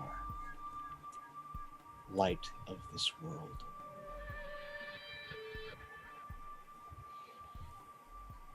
I hereby bind you as keeper of the House of Mysteries until your mission is done.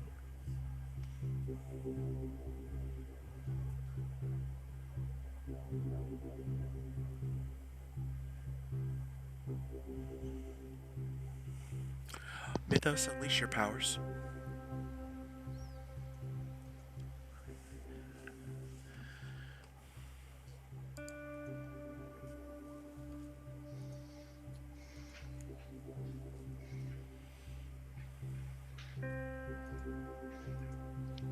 I would like to do something here.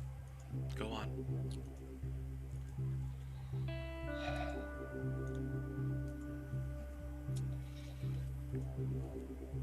Julian, stop interfering!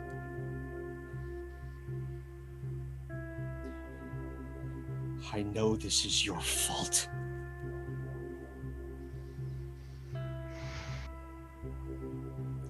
Hell Warden Rule number 99. You're not always right.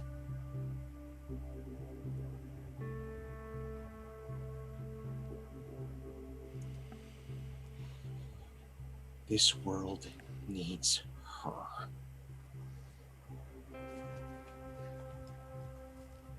Hell Warden Rule 5. There always must be a keeper to this house. Julian No more cloak. steps out. No more ring. None of this. None of this. Arthur, you are singular in this world. What's your god? There's no one else. There is someone else that's singular in this world. Now, let me go. I'm your mistake. Own it. By letting me fix mine.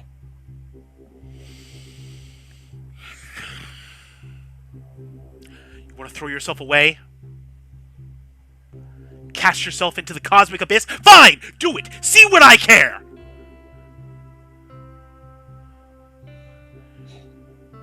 Liz says hi.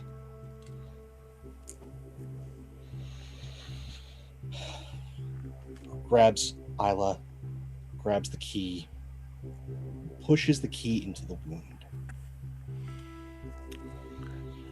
And then Elodie lays her hands over Arthur's and helps him push. Tears in her eyes. Well, it's not the first time I died. Pulls the dagger out of Isla, puts the dagger through his hand, pushing the key further in. And as the key pushes in, you all hear the sound of a door unlocking. For when the key is passed on, the keeper must pass through the door.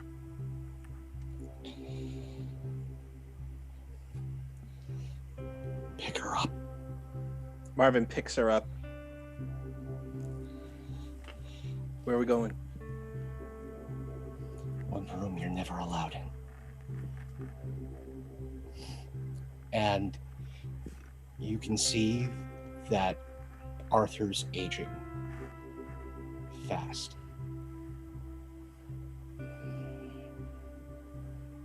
As they walk towards the heart of the house. He walks with him to the house, to the heart of the house. He looks at the door, he looks at Arthur. What's going to happen to you? He smiles. I don't know.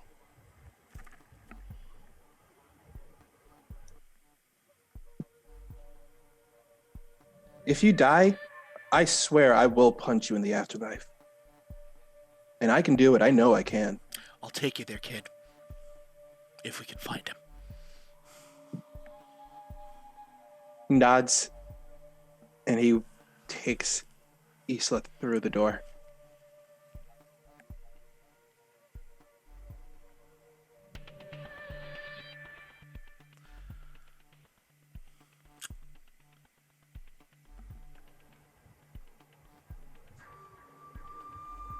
One last thing.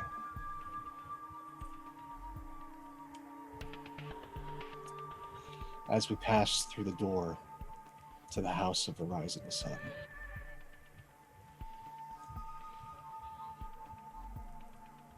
I want to pierce the mask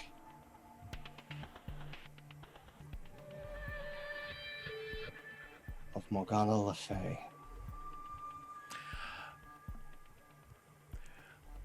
You can roll to pierce the mask as you gaze into the house of the rising sun.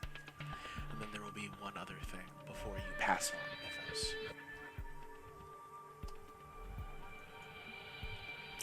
Nine. You get one. Get one. Get one. All right.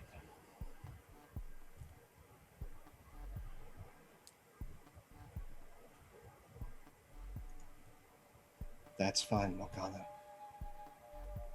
What do you want me to do?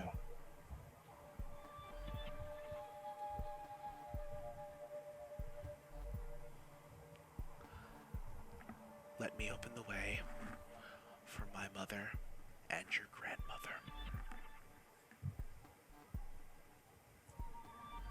I kind of did. There's only one Arthur now.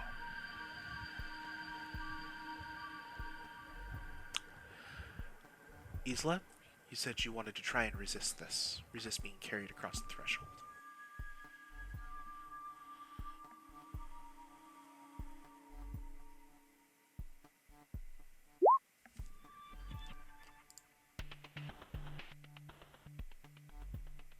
How do you do it? How do you stop them at that last possible second before you break it?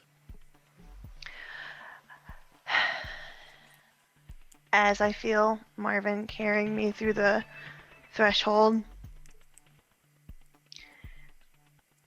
I'm just ghostly white. And you see the old Isla glow start to come back. You see her wings, her white wings, ethereal behind her. And she just effortlessly kind of just steps out of his arms, puts a hand on his cheek. You know I wouldn't want this. And then I'm going to turn to Arthur. I'm going to give him a kiss. Say I always wanted to do that. And then I'm going to shove them back and slam the door.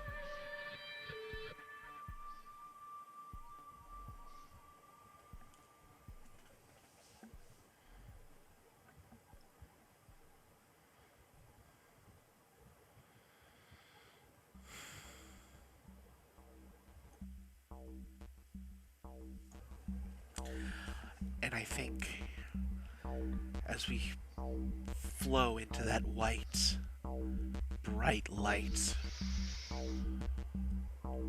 that is where we are going to end tonight's episode of Sunset City.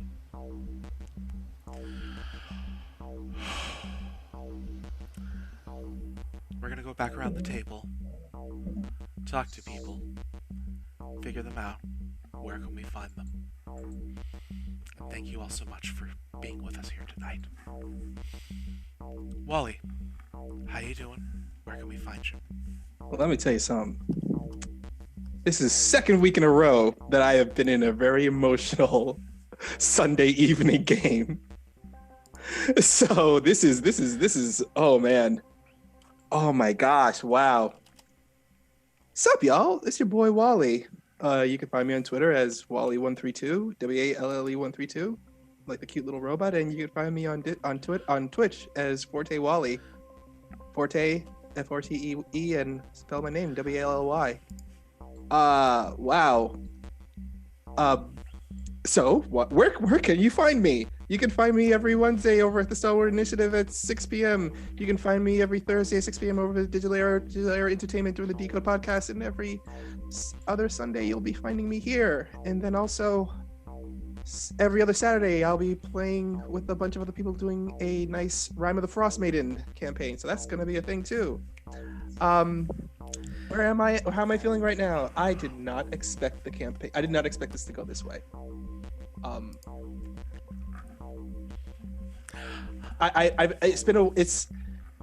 It's rare that I get like emotional RP moments. Like, you got to have good vibe with people. You got to vibe with them. You got to be able to break down. You got to be able to be vulnerable around them. So there's a lot of trust involved. And oh man, ooh, you guys, I love you guys so much for just being willing to do stuff like this, because even at like the most personal home game, you'll never find something like this happen.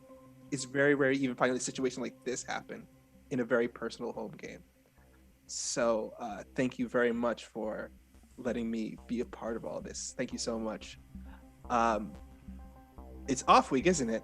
It's off week, isn't it? It is off month. We get to figure out what else is happening in our line of comics. So right now there is a huge crossover event happening right now with a lot of people in the Children of Midnight line of books.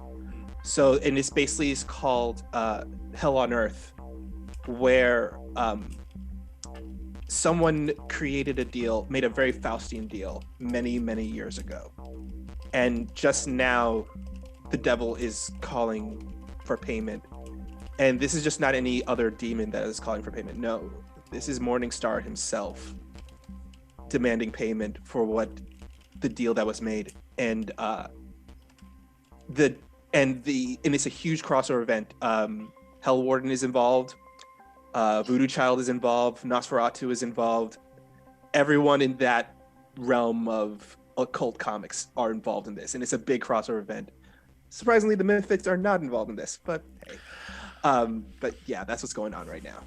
It's the first issue of the. It's like this is the first issue is the how can I put this, the primer issue that kind of like sets up for everything. So it's called Hell on Earth, the First Circle, and every single chapter of Hell on Earth is named after a different circle of hell. So this is gonna be Limbo. Okay. Yeah, actually that's what it's called. It's called Hell on Earth Limbo. That's the name of the first issue. And the next issue takes place in Hell Warden number, I would say, what issue of Hell Warden are we on? Probably we're in the 400s now. Yeah, so. It's definitely Hell Warden issue 400 that this event is taking place. Chapter 2 of the event is in Hell Warden number 400. Yeah, somebody made a big deal with Lucifer long ago, and the effects are starting to be felt. And honestly, like, the Mythfits aren't directly tied to it, but the idea of the House of the Rising Sun coming back definitely fits into that idea. Oh, there is a Mythfits tie-in issue. It's kind of like a side story issue that involves the Mythfits, but that's it. But it happens way down the line. It's kind of like supplemental of like how the House of Secrets is being affected by this event. Yeah, well, we might cover that at some point, but okay. So limbo. So it's about like, gosh, I'd have to really think on what would involve that, but we'll figure out something at some point. That's interesting. I like that idea though. Excellent. Christy, how you doing? Where can we find you? Hi. I'm Polish Christy. You can find me on Twitch, Twitter, Instagram, here every other Sunday night with these amazing people. I just have to throw this out there. Isla was not gonna let that happen.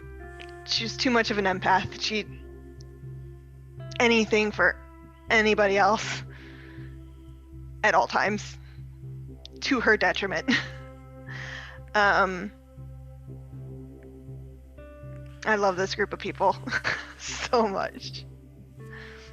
It's a beautiful thing, and if you're here watching with us, I thank you so much.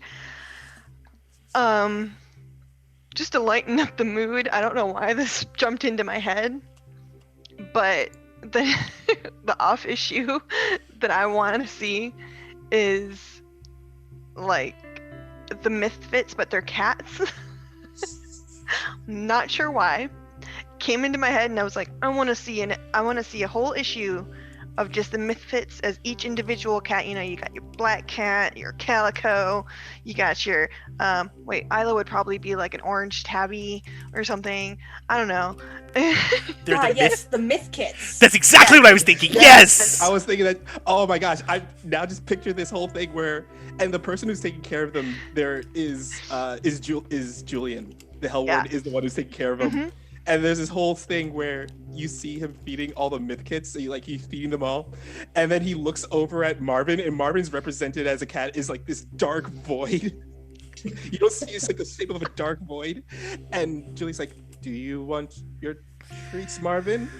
And you hear the other voice go, We want wet food. and Marvin's voice like, "I want crunchy food."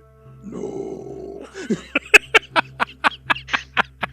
And furthermore, like the House of Mysteries is like a giant cat. You know those cat tree things, those like tunnel things that the cats go through. It's like a giant labyrinthine version of one of those. It's a cat tower. A cat tower. It's a cat tower inside of a catio. Yeah. And all I gotta say is Elodie is totally the cat that jumps up on things and purposely knocks shit over. Like, did you see that? I love this. And like I said, you can find me here every other Sunday with these wonderful, wonderful people. In January, I'll be a part of a podcast with David White, Mr. Banana Shoes. I'll talk more about that when I have more promo material. But other than that, I love you all. Shout out to our wonderful friend David, who has played Captain Power on the show. Hopefully, Captain Power's neighborhood isn't running into too much trouble during this whole thing. It'll be fine, I'm certain, right? Power micromanaging that one city block in all of Sunset City. It's true. It's still the best kept block in all of Sunset. God damn. Celeste, how are you doing? Where can we find you? Y'all, I am exhausted. These people wear me out. I love it when they do, though. Hi, I'm Celeste PLS with way too many underscores on Twitter. I'm Celeste Shepherd here on Twitch. I'm here every other Sunday. I'm hopefully back on Encounter Roleplay next Wednesday with more iHunt. I may also be involved in what Christy mentioned, but I won't be showing up until a little bit later. We'll see. And still planning on that charity stream middle of December. I forget the day that I said. I'm working on it. I love this so much. I did not expect like the vast majority of what happened there to happen, but I mean, here we are. So, you know, It hurts. It hurts so good. Okay. Yeah, off issue. I've introduced Ace High in a previous issue of this little thing. What I didn't mention previously was that Ace High works for the Bureau. And you'll find that following Ace High around is one of the Bureau's little experiments. What appears to be a bipedal robot of sorts. Rather short, maybe only about 5 foot tall, wearing a mask that has like a skull stained on it. And if you ask her who or what she is, she'll tell you, this biodrone unit's designation is AU-R4. Handler Ace High refers to this biodrone unit as Aura. This biodrone unit is a augmented, and when I say augmented, I mean she is somewhat more machine than person. An augmented young girl who has had her mind manipulated to believe that she is actually a robot and has no free will. The Bureau is pretty fucked up, y'all. Yeah, some shady stuff. So yeah, the next issue is Aura and Ace High, and Aura's reawakening as she is taken to a nightclub that plays a song that means a lot to her, and it makes her break out of her brainwashing and dealing with the fallout of that. I feel like this is definitely like a very like Zeta Project kind of comic where like Ace High was part of the Bureau, then she realized what happened to this little kid, and they're like, oh fuck that. And it's very much a story of them getting away from the Bureau, like on the run constantly from the Bureau. So I love the idea of like, it's basically like you have the scene of the dance floor in the middle of the nightclub and Aura's right in the middle and having that look of realization on her face. And that's it. Corey, how are you doing? Where can we find you? Oh, well, hi. Well, I'm doing good, but man, that was an emotional ending to this episode. I did not see that coming. But yeah, you guys are all awesome once again. I'm Corey Sparks, also known as Hyperlight Sparks. You can catch me on Twitter. I do most of the graphical stuff for this show, and I'm once again really excited and happy to be a part of this group. Oh, right. So the off issue for this month is actually one of those comics that you've seen, the kinds of comics that have been coming out a couple times. You know what they did with the Power Rangers one once, and how they did with, I think, Masters of the Universe. They might have, but either way, it's like a darker modern day reboot of a really cheesy 80s cartoon that used to come on. And the origin of this particular cartoon is pretty interesting. There was this one particular company who, after the failure of their most recent IP, were just sitting in a boardroom one day trying to figure out what to do for their next big thing.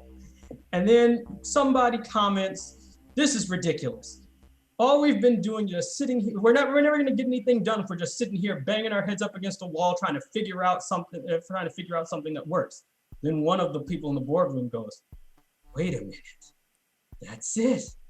Banging our heads up against the wall." Next thing you know, a couple months later, a TV show comes on. Dun. It is the year 2001. The Earth has been taken over by the evil forces of the Wall, an army that stands as a barrier between mankind and freedom. Undaunted, Professor Cranium creates the mighty exohelmets and grants them to 4 fearless teenagers who become the Headbangers. Hammerhead, Chrome Dome, Cerebellum, and their charismatic leader, Ace Numbskull. Together, these brave heroes bravely bang their heads in battle against the evil force of the wall and the evil Lord Cricketmort. Headbangers, bravely banging their heads against the wall. I think the best part about this is you know that Corey had this saved up in the chamber for the past month, and he was like, fuck this, I'm now going to use this. Oh yeah, this is Let's much go. older than that. And the thing about this whole thing is that the franchise never took off. Of course, the plots were extremely dull and shallow, and even though the character designs were cool, the actual toys that they used to tie in never caught on because they were these ridiculous bobblehead / action figure hybrids with these huge heads, and they had like this head slamming action, and none of the kids wanted them because they don't look anything. Why do they look so stupid? They have these big old heads. They don't look like this in the show. And as a result, the franchise flopped. However, our comic company bought the rights to this franchise now that the company has been gone for like 30 years, and now they're trying to make something out of it, putting them in space or something, and giving them this dark, edgy plot where the wall are more like this totalitarian regime, and they. I'm telling you, people, this will be our Micronauts. Promise. Yes, exactly. And it's one of those situations. Oh my gosh. You're going so fast there. I couldn't quite get everybody down. I'll have to work it out later. But that's awful. I might have to put them in at some point because, you know, I must make you all suffer as I do. And last but never, ever the least. Pope, how are you doing, friend? Where can we find you? Hey, everybody. Pope here. Pope World Build on Twitter. Pope World Build on Twitch. I lurk in all your streams. That was something. If you want to see more of me, there will be opportunities soon. Keep your eyes peeled on certain channels. Follow Black Cats, Colonomicon, Penny for a Tale. Just keep your eyes peeled on those. I'll see you soon over there.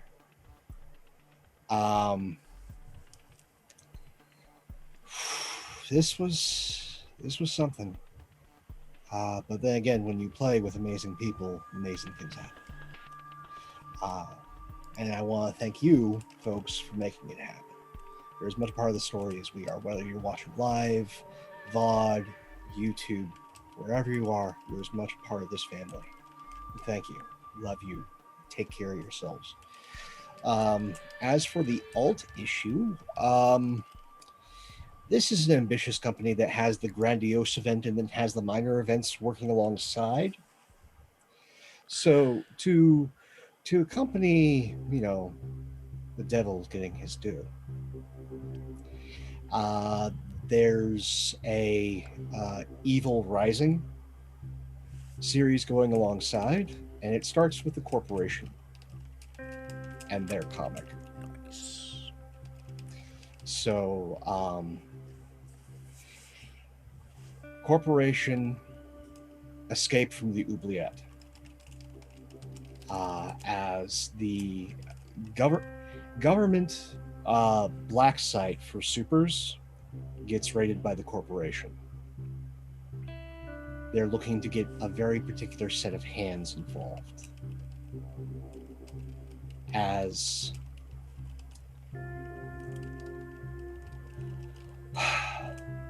the Silver Stag, the Gold Eagle, Platinum Dragon all get freed from the oubliette. As the Heralds of Ruin are brought back by the corporation to get involved with the devil's play, making certain that everything lines up just so. Again, the devil gets his due that the corporation stays in the black. I like that we legit have established that there is the corporation, the bureau, the round table of crime, and we have legit established and don't forget Xanadu. We have legit established so many supervillain groups, but we have never once said who is the Shield equivalent in this universe. It's basically this whole situation of there are all these supervillains out there. The government's like, mm-mm. I mean, we don't even have a Shield equivalent. We have we have some of the American apparatus, and sometimes they'll let Uncle Sam go loose and screw a bunch of stuff up. But that's about as close as we get. There's legit no equivalent of Shield, which is the super secret spy organization that has every single finger in the pie. I just love five that. teenagers, we're just maybe we'll do this someday. Who knows? That's because in our world, organization is not really a good thing as much. It's you help out. Have you where seen you can. our world and their organizations? It's almost as if we created a world where we realize the police aren't a real product of society. Yeah, huh? Funny old thing that. But no, that's fantastic. I love the incorporation of the corporation out of Pope's very own Paradise City, which I'm always pleased to hear stories from. So that's amazing. And as for me, I'm the Killer GM. You can find me on Twitter at the Killer GM, where I write about games, talk with people about various and sundry, and coming imminently soon, this next weekend, heavens willing, we're going to have the inaugural rounds of the Killer GM Open. We've got one team registered, Celeste, and a few others representing as our very own Starbright Squad. We're very pleased to see them, and we're going to figure out what they bring to the table in our first arena, the Retroverse Arcade. There is still room for signups if you want to do so. Check us out on Twitter, on our Discord. We'd love to have you. Bring it. Squads, where did you go? We will take all comers. Yes. Yeah, and if anyone needs someone on their team, I still don't have a team, so yeah. Gotta get some recruits going. Figure it out. Yeah, get some recruits going. Somebody pick me, please. This isn't dodgeball. I don't have to be last this time. I didn't make the dodgeball arena, but that's coming at some point. You don't understand all these things. I can show you the book and it's wild. Spoilers. Shh. Anyways, I love you all. I love this group. I love what they bring to the table every week. Like I said, I didn't know what was going to happen, but boy, am I glad it happened, especially with these folks here. And for those of you watching, whether you caught us live, whether you're watching us on demand or on YouTube, thank you. Thank you so much. We love this story. We love being able to share it with you. And I hear somebody has a stinger for us, which I would love to hear.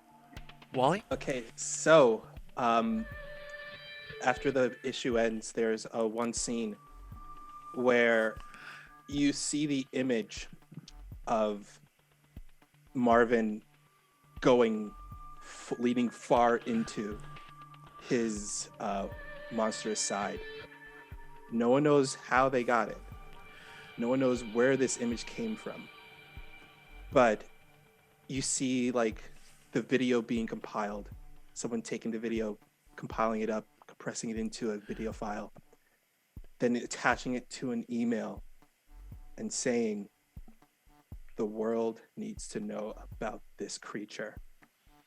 And the email says, youtube@hotmail.com.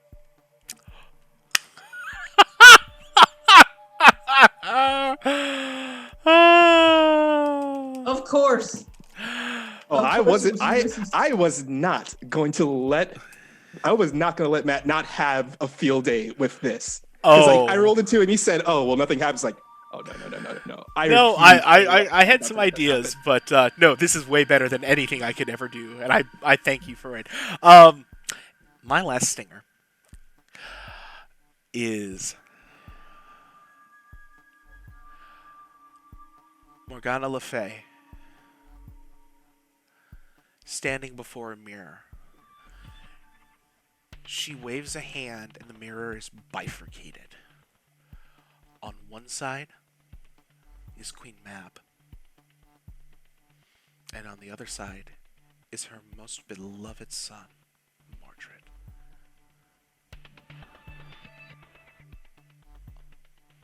All is as it should be. The Blade of Legend.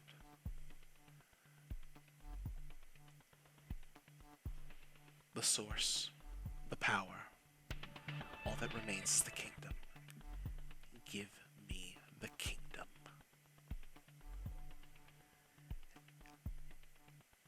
And that is where we will end things. Remember, folks, with the Killer GM, you can always bet your life on it. Take care, my friends, and good night.